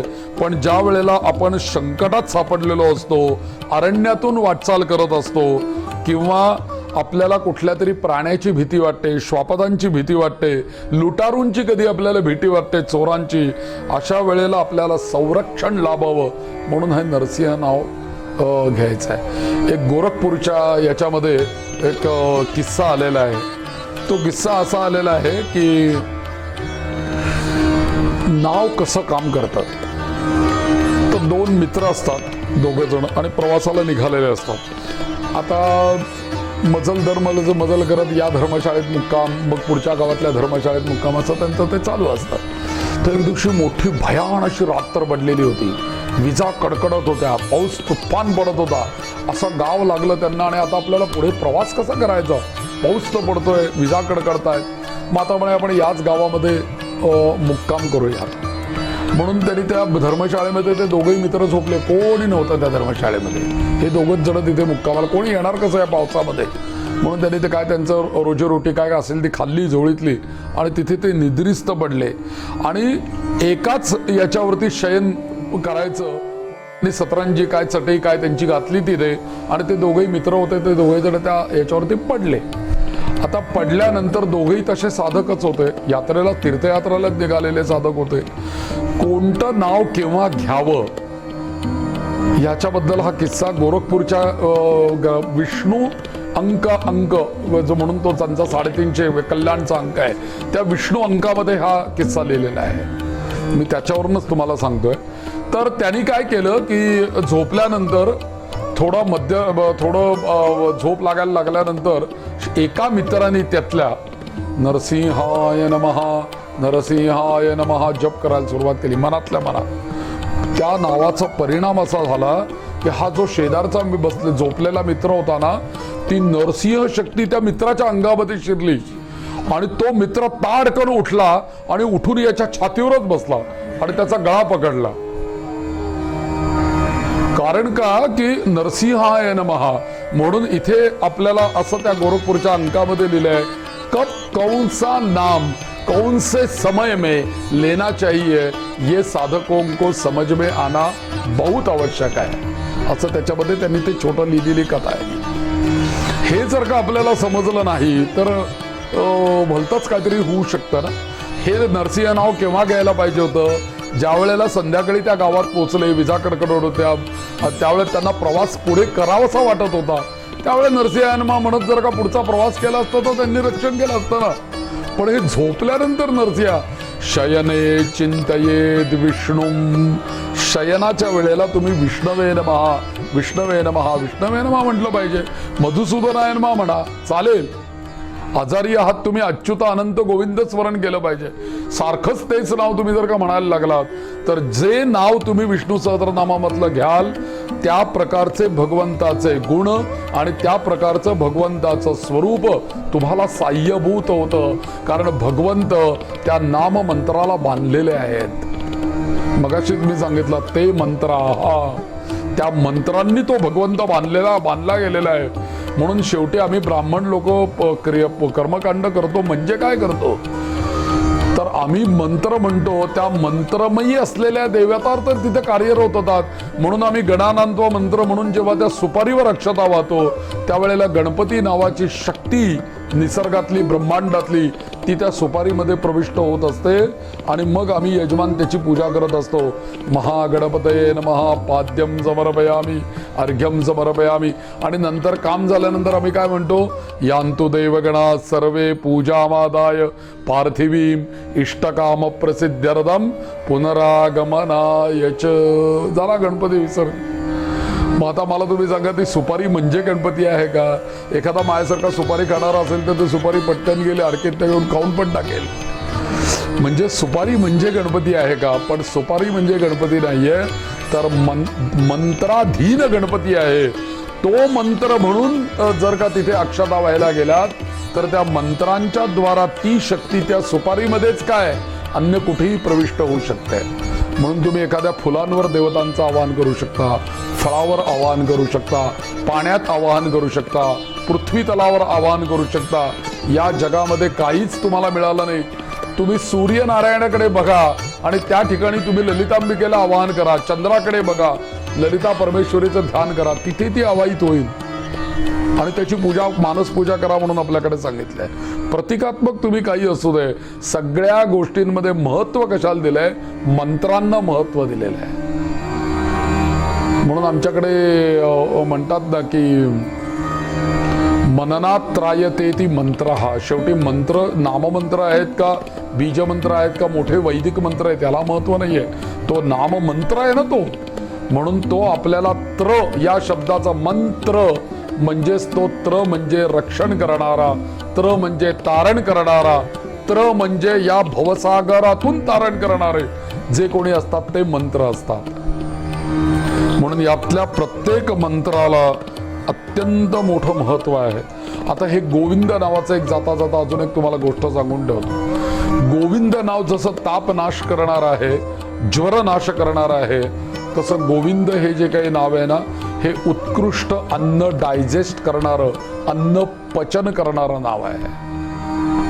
ज्यांना अपचनाचे त्रास आहेत ना त्यांनी या गोविंद नावाचा सातत्याने जप करावा.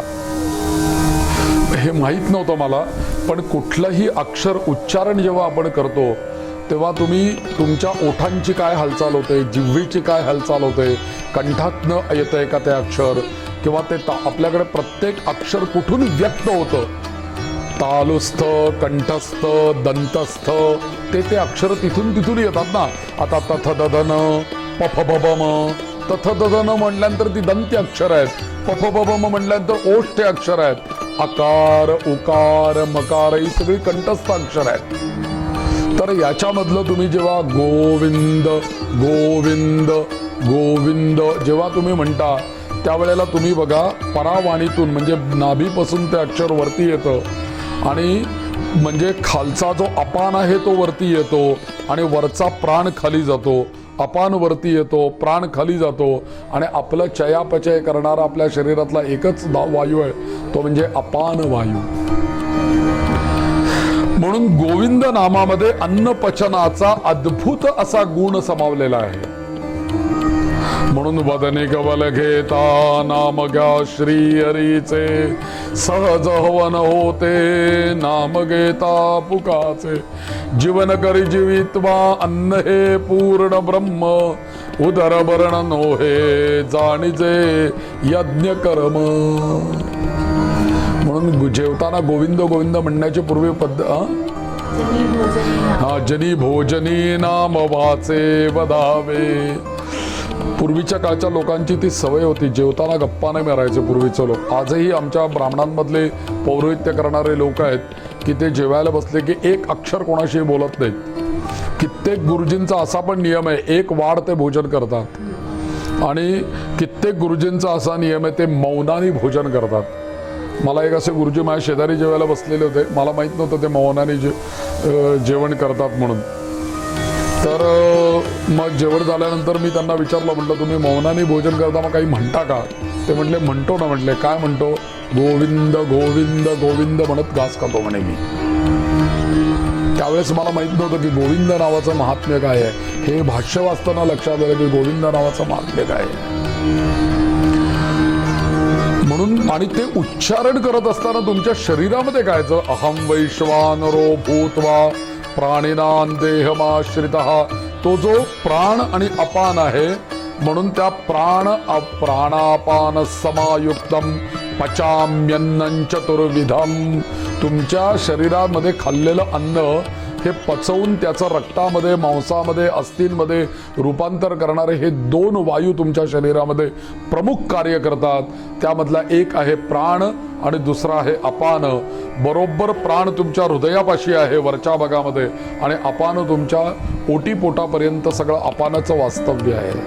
म्हणून जेव्हा तुम्ही गोविंद म्हणता तेव्हा ते प्राणच ढवळले जातात, म्हणजेच तुमचं अन्न पचन होऊन जातं. म्हणून मी तुम्हाला सांगितलं की गोविंद नाव जेवताना जर का म्हटलं तर ते अन्न ग्रहण करावं असं आपल्याकडे सांगितलेलं आहे. वास्तुदोषाबद्दल मी तुम्हाला सांगितलं की जर का वास्तुदोष असा जर का वाटला कुठे बरं का की ही वास्तू बाधिक आहे किंवा या घरातल्या लोकांना काही समाधान नाही आहे आणि लोक म्हणतात आमच्या घरामध्ये सारखं भांडणं होतात, सारख्या कटकटी होतात, त्यानंतर आम्ही किती मिळवलं तरी या वास्तूमध्ये आम्हाला पुरं पडत नाही, वाईट स्वप्न पडतात, झोप लागत नाही, अशा अनेक तक्रारी असतात. मग आपण ते वास्तुशास्त्रानुसार मग त्या हल्ली वास्तू तज्ज्ञ येतात, मग हे इकडे ठेवा ते तिकडे ठेवा, हा दरवाजा बदला वगैरे ते सगळं सांगतात. त्याबरोबर हाही एक उपाय करण्यासारखा आहे की तुम्हाला जर का वास्तुदोष नष्ट करायचे असेल तर मोठ्या आवाजामध्ये तुम्ही बुधवार टू बुधवार 7 दिवसाचं विष्णू सहस्त्रनामाचं अनुष्ठान त्या वास्तूमध्ये करा. पण या सगळ्या अनुष्ठानामध्ये आणि मी सांगितलेल्या दृष्टांतामध्ये तुमच्या एक गोष्ट लक्षात आली असेल की यातल्या कोणीही ते विष्णू सहस्त्रनाम मनातल्या मनात म्हटलेलं नाहीये. त्या शेतकऱ्याचं उदाहरण ज्या वेळेला मी दिलं दृष्टांत, त्यावेळेला गीता आणि विष्णू सहस्त्रनाम हे मोठ्यांनी वाचत होते ना, त्यामुळे तो ते शेतकरी ऐकायला येऊन बसायचा आणि ते किती गोड वाचत असतील कल्पना करा तुम्ही की त्याला ते शेतकऱ्याला ज्याला काही येत नाही त्याला ते ऐकावंसं वाटलं. आणि आपल्याकडे मनातल्या मनात म्हणायला सांगितलेलंच नाहीये.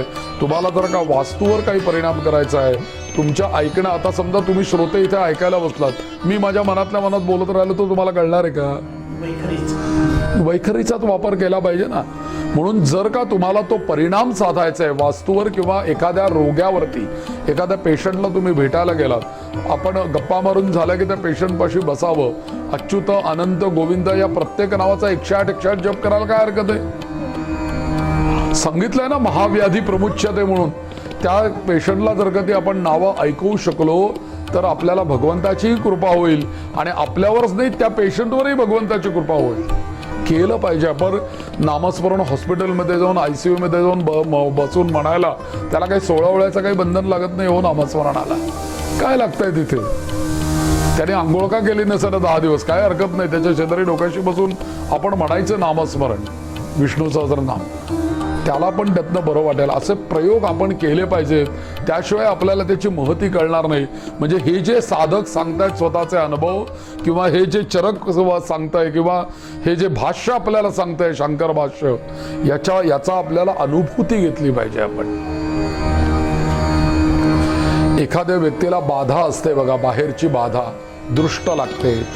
अशा बाधित व्यक्तीला आपण जर का काही म्हणायला सांगितलं तर ती म्हणू शकत नाही, ती त्याच्या पलीकडेच असते. तर अशा वेळेला ती बाधित व्यक्तीला मोठ्यांदी ऐकायला येईल ना, असं 1-2-3 गोष्टी म्हणाव्या. त्याच्यामध्ये एक कालभैरव अष्टक पण म्हणावं. कालभैरव अष्टक हे व्याधी बाधा निवारक आहे बरं का. कालभैरव अष्टक असं ऐकलं ना तरी सुद्धा आपले अनेक दोष निघून जातात. आम्ही कायम पौरोहित्याला गेलो ना की मी पहिले कालभैरव अष्टकातले 2 श्लोक म्हणतो. कारण का, त्या यजमानांच्याकडे गेल्यानंतर मला एका चांगल्या साधकाने अशी गोष्ट सांगितली की जेव्हा मंदार तू एखाद्या पौरोहित्य करायला ठिकाणी जातो ना, तेव्हा ती तुमची पूजा, तुमचे मंत्र, याच्यामुळे काय होतं, तिथली सात्विक स्पंदनं पण जागृत होतात आणि त्याला नकारात्मक शक्ती ज्या आहेत त्यांच्या घरातल्या, आता त्यांनी कधी स्नान नाही केलेलं, कधी संध्या नाही केलेली, कधी देवपूजा ज्यांच्या घरात व्यवस्थित झाली नाही, अशा घरांच्यामध्ये नकारात्मकच स्पंदनं जास्ती आहेत ना याच्या यजमानांकडे. तर ही नकारात्मक स्पंदनं तुला आणि तुझ्या यजमानांना त्रास देऊ नये म्हणून एक गोष्ट कर म्हणे, कालभैरवातले 1, 2, 3, 4 जेवढे जमतील ना तेवढे श्लोक म्हणत जा प्रत्येक पूजेमध्ये. त्याचा परिणाम काय होतो, नकारात्मक शक्ती नाही तर त्या ब्राह्मणाला पकडायच्या, हो आपल्याला त्रासदायक येते. म्हणून यजमानही त्याच्यातनं सुरक्षित राहतो, आपणही सुरक्षित राहतो. कालभैरवाचे 2-3 श्लोक आपण तिथे म्हणावेत आणि मग कुठलीही पूजा सुरू करावी.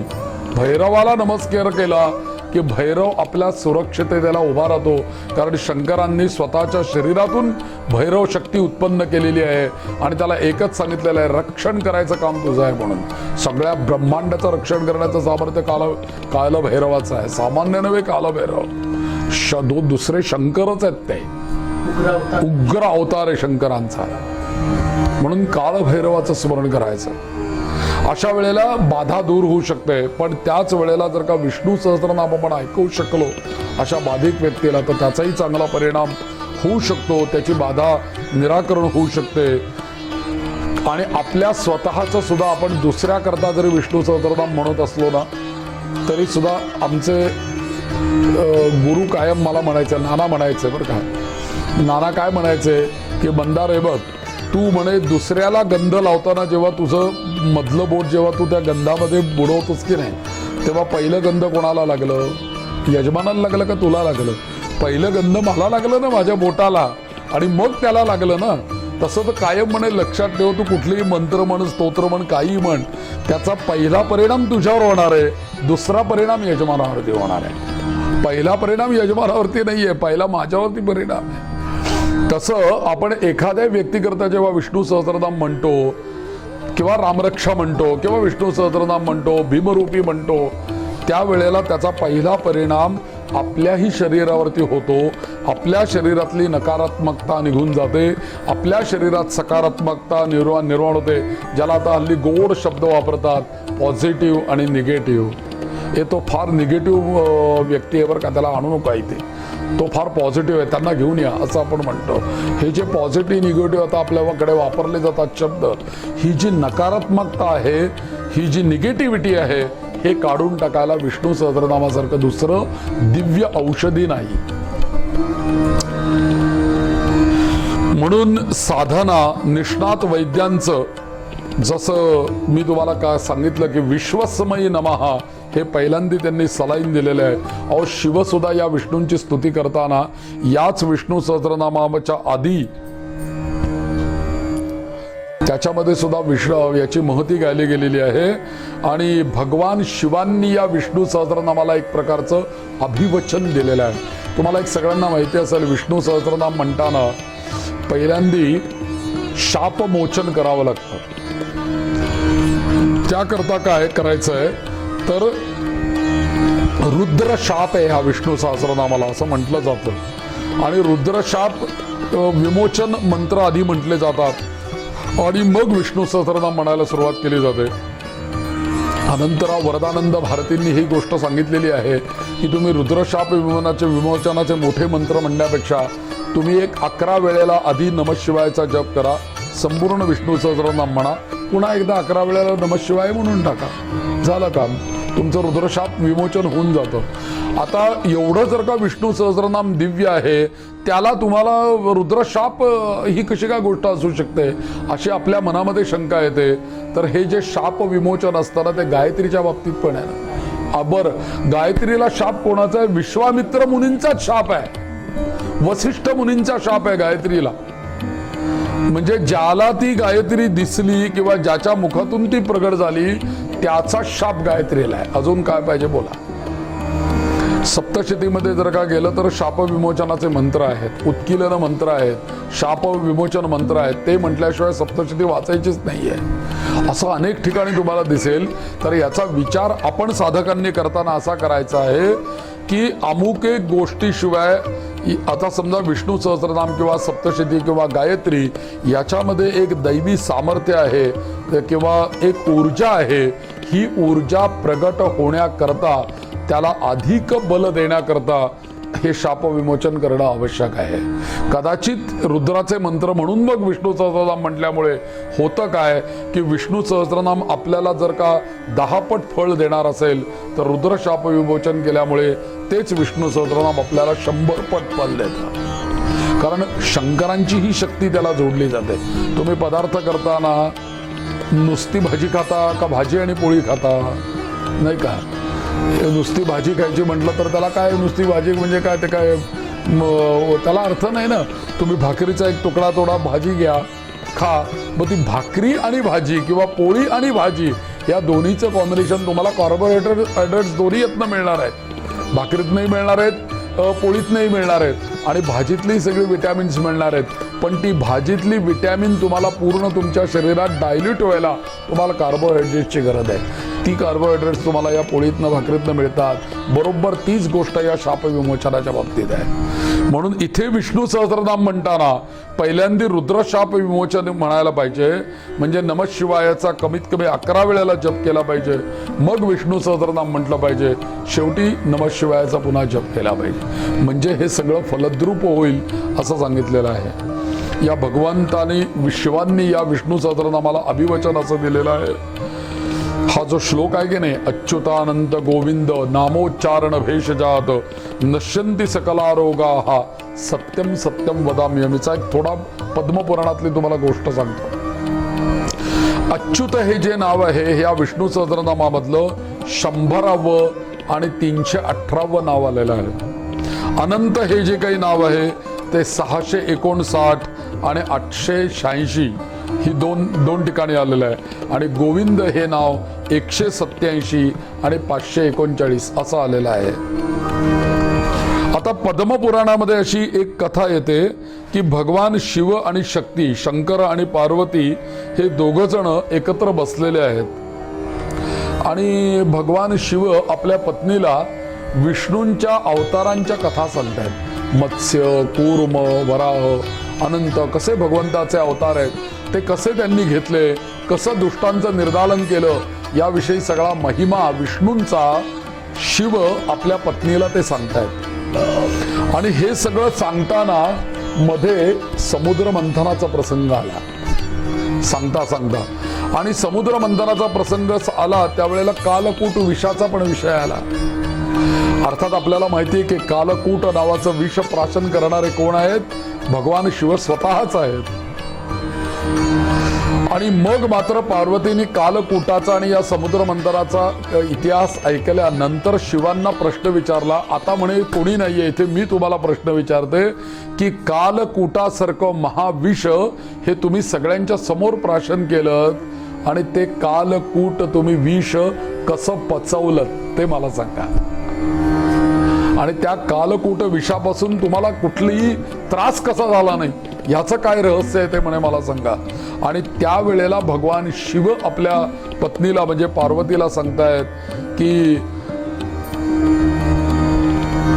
एकच गोष्ट लक्षात ठेव, भगवंताच्याच म्हणजे नारायणाच्या नावांनी, त्या नावांच्या उच्चारणाने या कालकुटासारख्या महाविषापासून मी वाचलेलो आहे.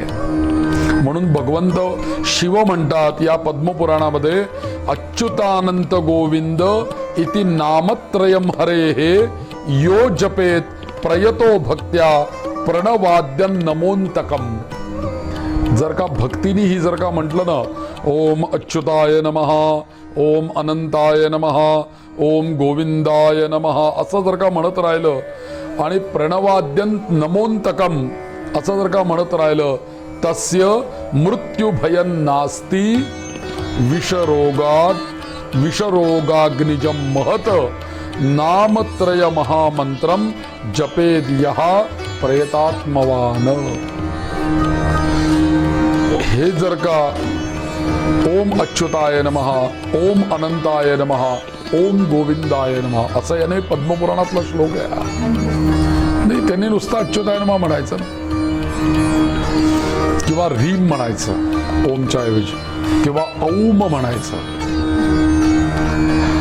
तर तस्य मृत्युभयं नास्ति विषरोगाग्निजं महत, तुमचा मृत्यू भय नाहीसं होईल, अग्निभय नाहीसं होईल, विषांचंही भय नाहीसं होईल असं सामर्थ्य.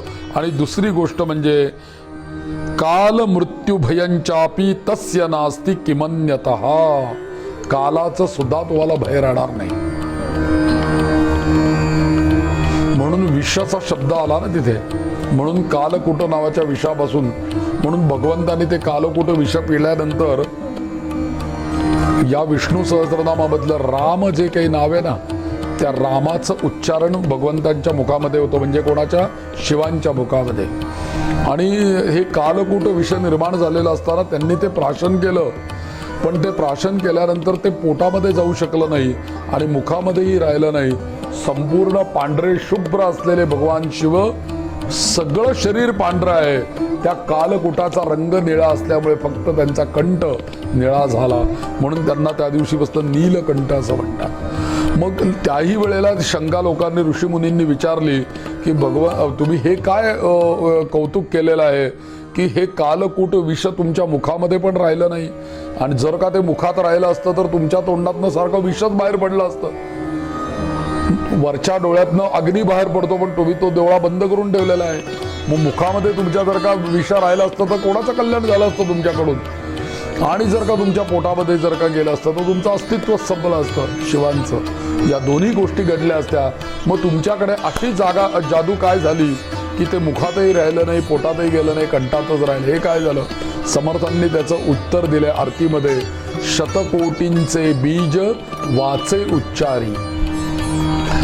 शंकराच्या आरतीमध्ये आहे ना, म्हणून राम नाम हे भगवान शिवांच्या मुखामध्ये त्याही वेळेला होतं, आणि मुखामध्ये नाम असल्यामुळं मुखामध्ये विष राहिलं नाही, आणि हृदयामध्ये भगवंताचं ध्यान असल्यामुळे ते हृदयाकडेही सरकलं नाही. ते जिथे राहायचं तिथेच ते फक्त राहिलं, कंठामध्येच, खाली गेलं नाही, वरती गेलं नाही. याचं कारण एकमेव, या संपूर्ण विष्णू सहस्रनामामधलं राम हे नाम.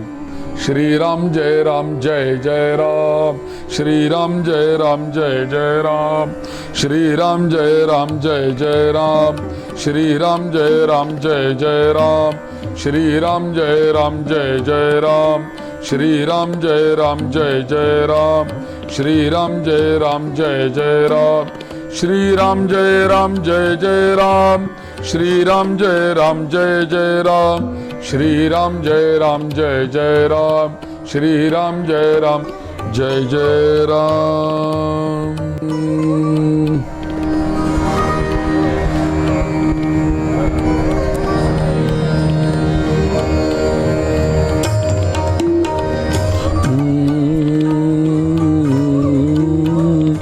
नारायण हरि नारायण,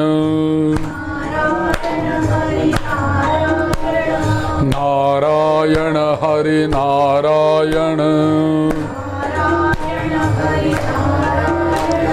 नारायण हरि नारायण नारायण हरि नारायण नारायण हरि नारायण नारायण हरि नारायण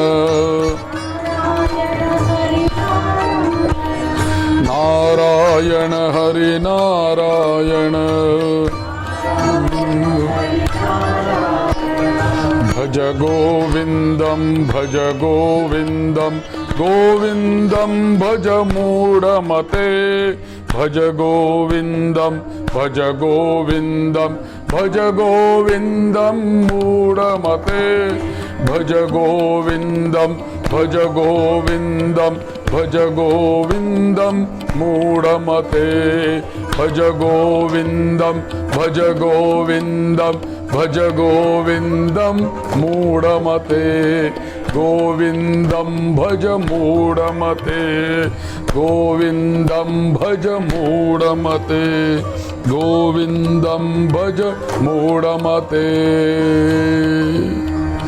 शंकराचार्यांनी या स्तोत्रामध्ये सुद्धा बघा भज गोविंदम या शब्दाला फार मोठं महत्व दिलेलं आहे. आणि गोविंद या नामाची महती आता आपण ऐकली की ज्वर नाशा करताय.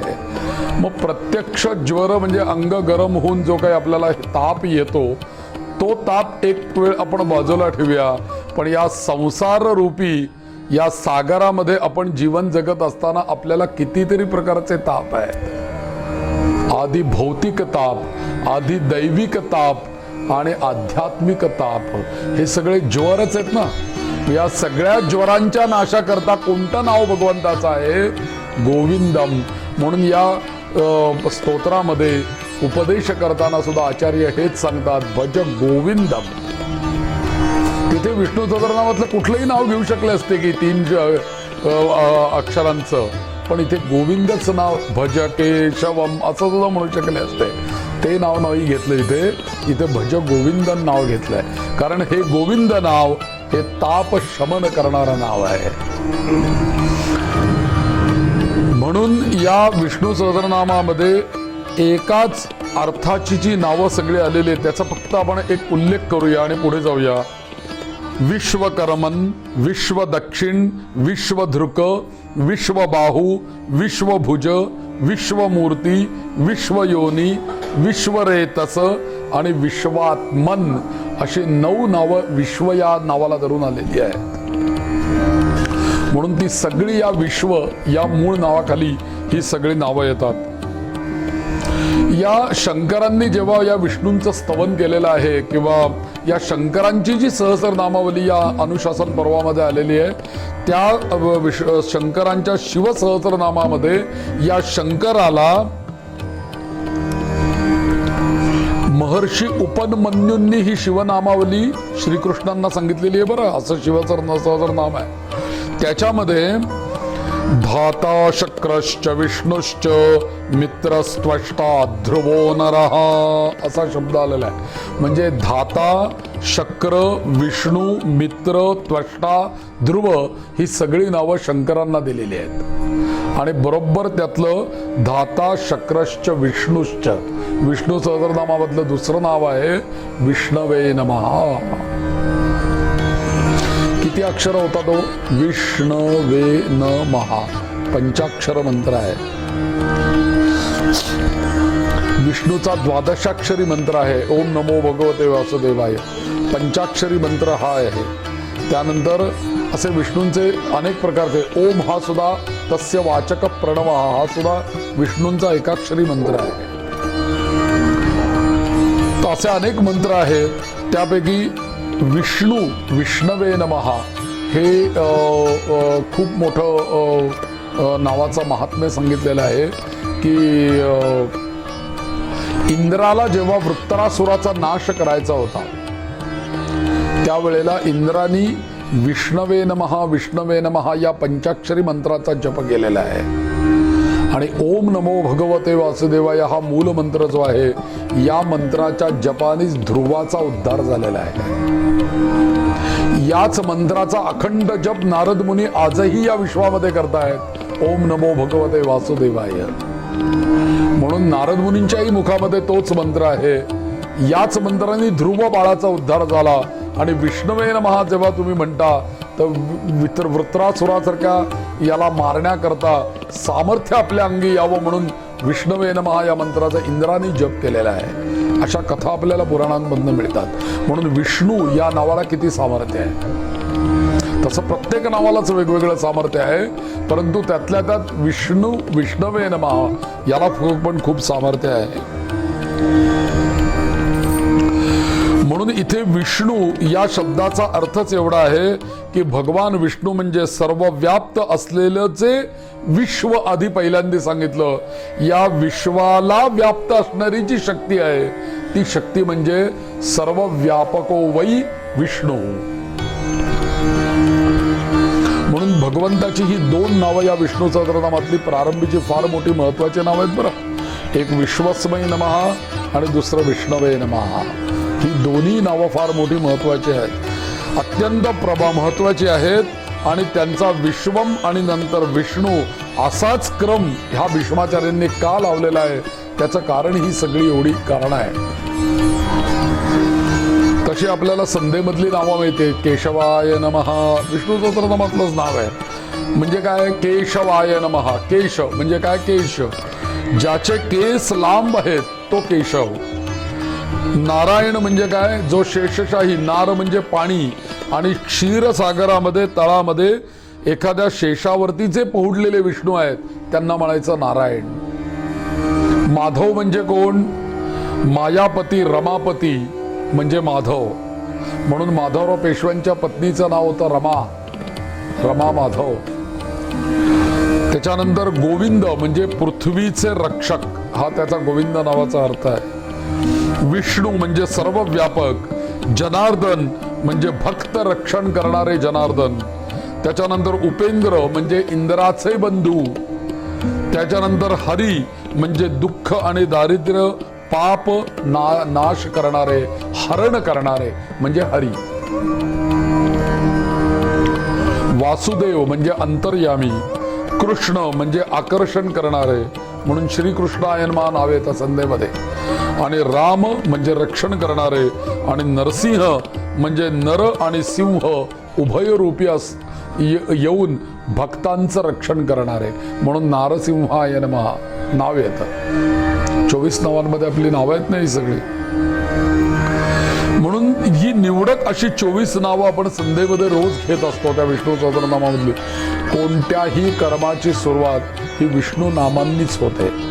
पहिली कुठलीही पूजा अर्चा यज्ञ जे काही असेल त्याची सुरुवात कशी आहे? केशवाय नमः. आचमनाने सुरुवात आहे ना. पहिलंच मुखामध्ये भगवंताचं नाव आहे. बरं समाप्ती पण त्यांनीच आहे. कर्मांते द्विरा चामेत. कर्म संपलं की दोनदा आचमन करायचं म्हणजे काय? पुन्हा केशवाय पुन्हा नारायणाय नमः.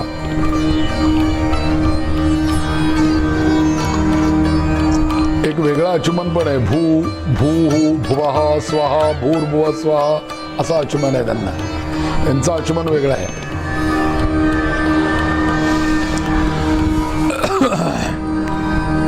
म्हणून प्रत्येक नावांमध्ये भगवंताच्या वेगवेगळ्या शक्ती या दडून राहिलेल्या आहेत आणि प्रत्येक नावाच्या मध्ये ते सामर्थ्य म्हणून दडलेलं आहे.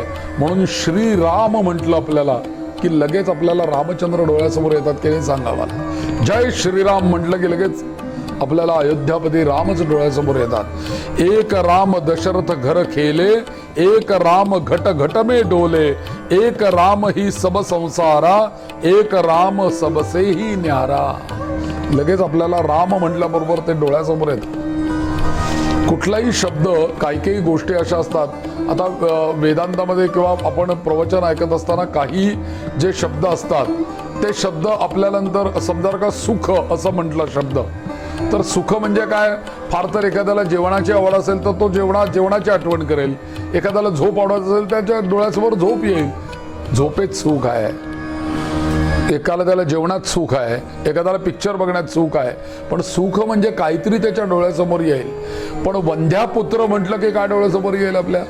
किंवा शस्यशृंग म्हणजे सशाचं शिंग असं म्हटलं तर काय डोळ्यासमोर येईल? काहीच येणार नाही डोळ्यासमोर, कारण तसं नाहीये ना अस्तित्वामध्ये. तसं प्रत्येक नाव उच्चारण केल्यानंतर त्याच्या मागे काहीतरी लगेच आपली भावना बोली, म्हणून तर आपण भाषा बोलू शकतो ना एकमेकांची. आपल्या डोळ्यासमोर जर का एखादा वक्ता बोलत असताना आपल्या डोळ्यासमोर जर का कोणताच विषय तरंगणार नसेल किंवा मनात येणार नसेल तर वक्ताच्या वक्तव्याला तरी काय अर्थ आहे?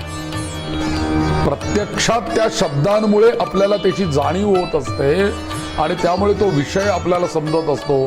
तसं या संपूर्ण सहस्रनामाचं पठण करत असताना जे जे नाव आपल्या मुखामधनं येतंय त्या त्या नावानुसार भगवंताचं ते रूप आपल्याला तसं आपल्याला अनुभवता येतं किंवा आपलं मन तिकडे जातं.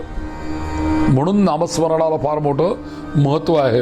म्हणून एखादा साधक जेव्हा साधना करायला लागतो तेव्हा साधना करता करता आपल्या सद्गुरू मुखातून ते तत्व श्रवण करता करता करता करता त्याला प्रभू रामचंद्रांच्या श्रीरामचंद्रांच्या हळूहळू हळू स्वरूपाची कल्पना यायला लागते. त्या योगे त्याच्या जाणीवेची पातळी उंच होते, वाढते, तो उंचावतो आणि मग त्याला प्रभू श्रीरामचंद्र म्हटल्यानंतर प्रभू रामचंद्रांच्या स्वरूपाचं शास्त्रीय ज्ञान होतं. आणि मग सद्गुरु मुखातून उपदेश झाल्याप्रमाणे त्या तत्वाचीही त्याला त्या नामा म्हणजे राम म्हणजे कोण स्वरूप ज्ञान झालं. पण त्याच्या मागे राम नावाचं जे तत्व कार्यरत आहे त्या सद्गुरु कृपेमुळे त्या शिष्याला रामही समजतात आणि राम तत्वही समजतं. त्याला तत्व कदाचित समजतं पण त्या तत्वाची शिष्याला अनुभूती नसते. राम समजतो सगळ्यांना पण तत्वाची अनुभूती कुठे आहे? ती सद्गुरु कृपेशिवाय नाही. आणि सद्गुरु कृपेनेच ती ते स्वरूपही समजतं. गुरु तेच कार्य करतात. एक तर तुम्हाला स्वरूपाचेही तुम्हाला अनुभूती देतात, ते समजवून देतात आणि त्या स्वरूपाच्या मागे जे तत्व आहे त्या तत्वापर्यंतही तुम्हाला ते घेऊन जातात. पण एकदम तत्व येईल का? तर तसं येत नाही. नाम रूपात्मक प्रपंच आहे. आधी पहिलं नाव येईल, मग रूप येईल आणि मग तत्व येईल. असा प्रवास सुरू होतो. म्हणून आपल्याला आपण शिष्य व्हायचं आहे. अशिष्याय न देयम असं म्हटलेलं आहे. आपण अशिष्य नाही व्हायचं, आपण शिष्य व्हायचं आहे. म्हणून आपण शिष्य होऊन पहिल्यांदा नामस्मरण करायचं. मग आपण हळूहळू बरोबर रूपापर्यंत जाऊ आणि गुरुकृपेनी तत्वापर्यंत पोहोचू. असा हा साधनेतला प्रवास आहे बरं प्रत्येकाच्या. पामर जीवांना ह्यातलं काहीही कळत नाही पण ते फक्त नामस्मरण करतात आणि उद्धरून जातात. त्यांना काय माहिती तत्व काय काय काय. त्यांना एवढंच माहिती जय श्रीराम म्हणायचं बस. तुम्ही अयोध्येमध्ये जा, गाडीतनं उतरल्यापासून विमानतळावर जय श्रीराम म्हणत असतात सगळेजण. इकडे पंढरपूरला गेला जय हरी श्री हरी रामकृष्ण हरी चालू असतात. त्याच्यावर एक 10 मिनिटं माहिती द्या हे काय आहे तर कोणाला सांगता येणार नाही. पण तो बिचारा म्हणत असतो, त्यांनी त्याचा उद्धार होतो कारण ते नाव तिथे काम करतं. म्हणून नावाच्या बद्दल आपल्याला काही माहिती असो नसो, एखाद्या अग्नीवरती जर का आपल्या जाता जाता पाय पडला तर अग्नी असं काही म्हणत नाही अज्ञानाने पाय पडलाय, याला काही माहीत नव्हतं इथे अग्नी आहे म्हणून, असा काही विचार करत नाही. चुकून जरी पाय पडला तरी तो चटका देण्याचं काम करतोच. तसं नामस्मरणाचं आहे. तुम्हाला त्यातलं मागचं तत्वज्ञान माहिती असो नसो, तुमच्या मुखातून ते नाव आलं की तुम्हाला ते फल देणार. आणि फल देणं आणि ते सुद्धा भक्तांनी केलेल्या 1 पट कर्माचं 13 पट फल देण्याचं सामर्थ्य भगवंताचं आहे. आपण 1 पटच कायम कर्म करत असतो. भगवंत मात्र आपल्याला देताना ते 1 पटाचं 1 पट देत नाही, तो 13 पट आपल्याला परत देतो.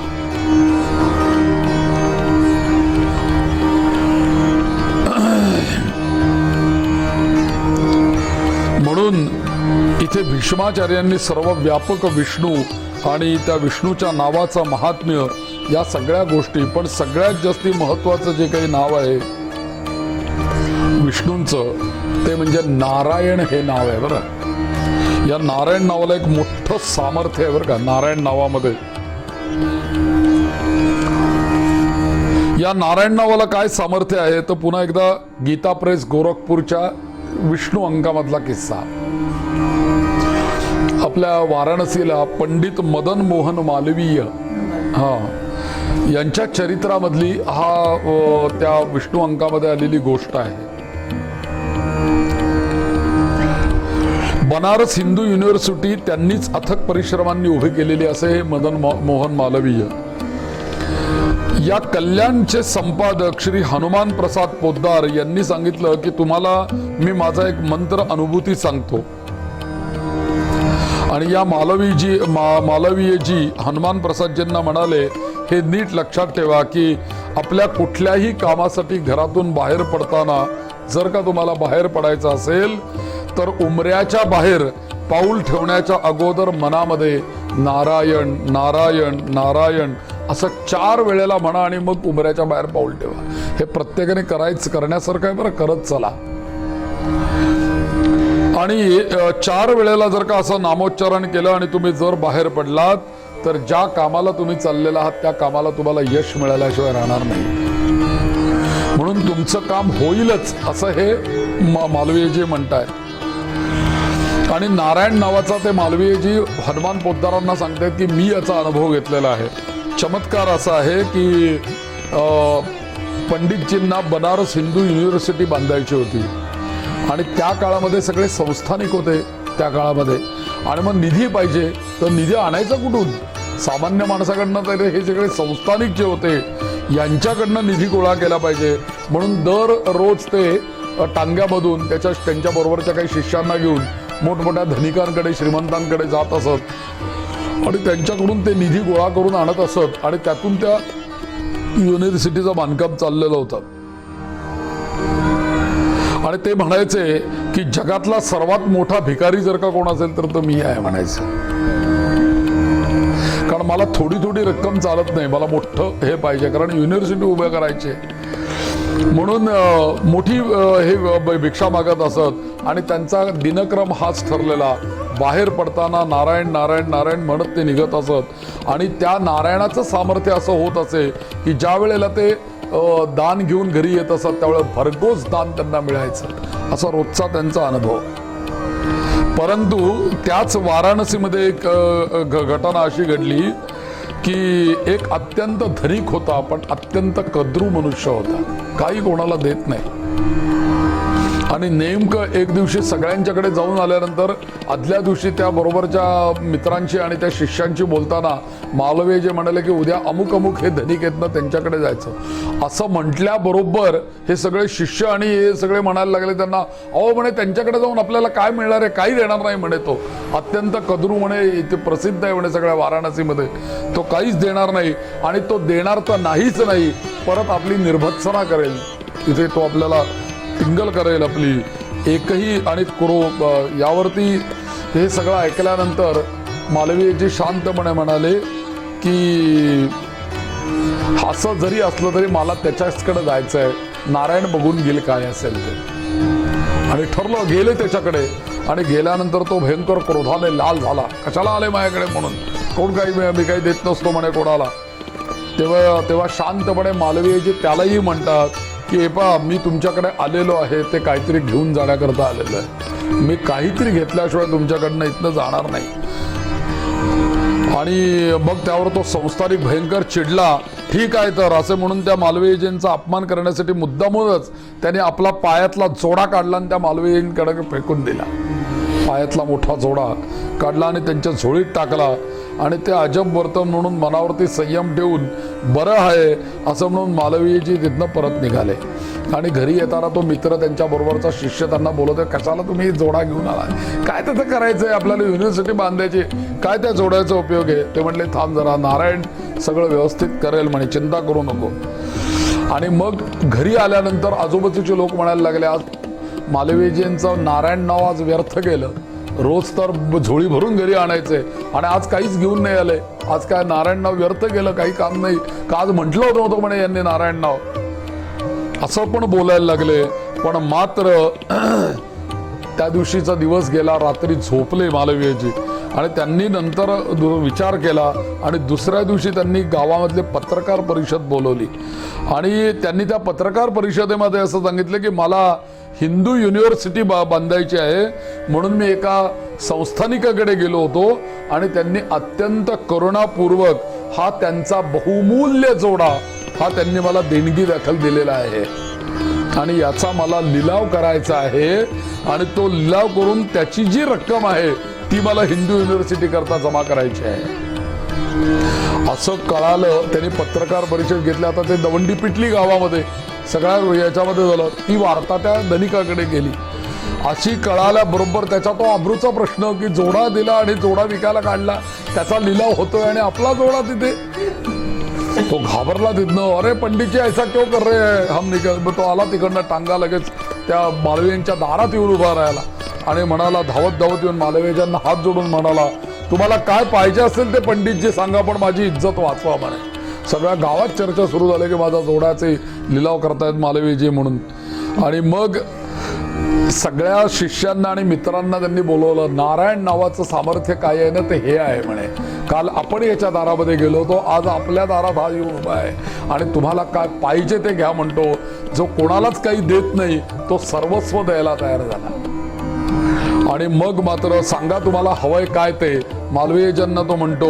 आणि त्या काळात त्या संस्थानिकांनी या हिंदू युनिव्हर्सिटी करता सर्वात जास्ती देणगी दिलेली आहे आणि त्याच्याच मोठ्या देणगीमधनं युनिव्हर्सिटीचं काम पूर्ण झालेलं आहे.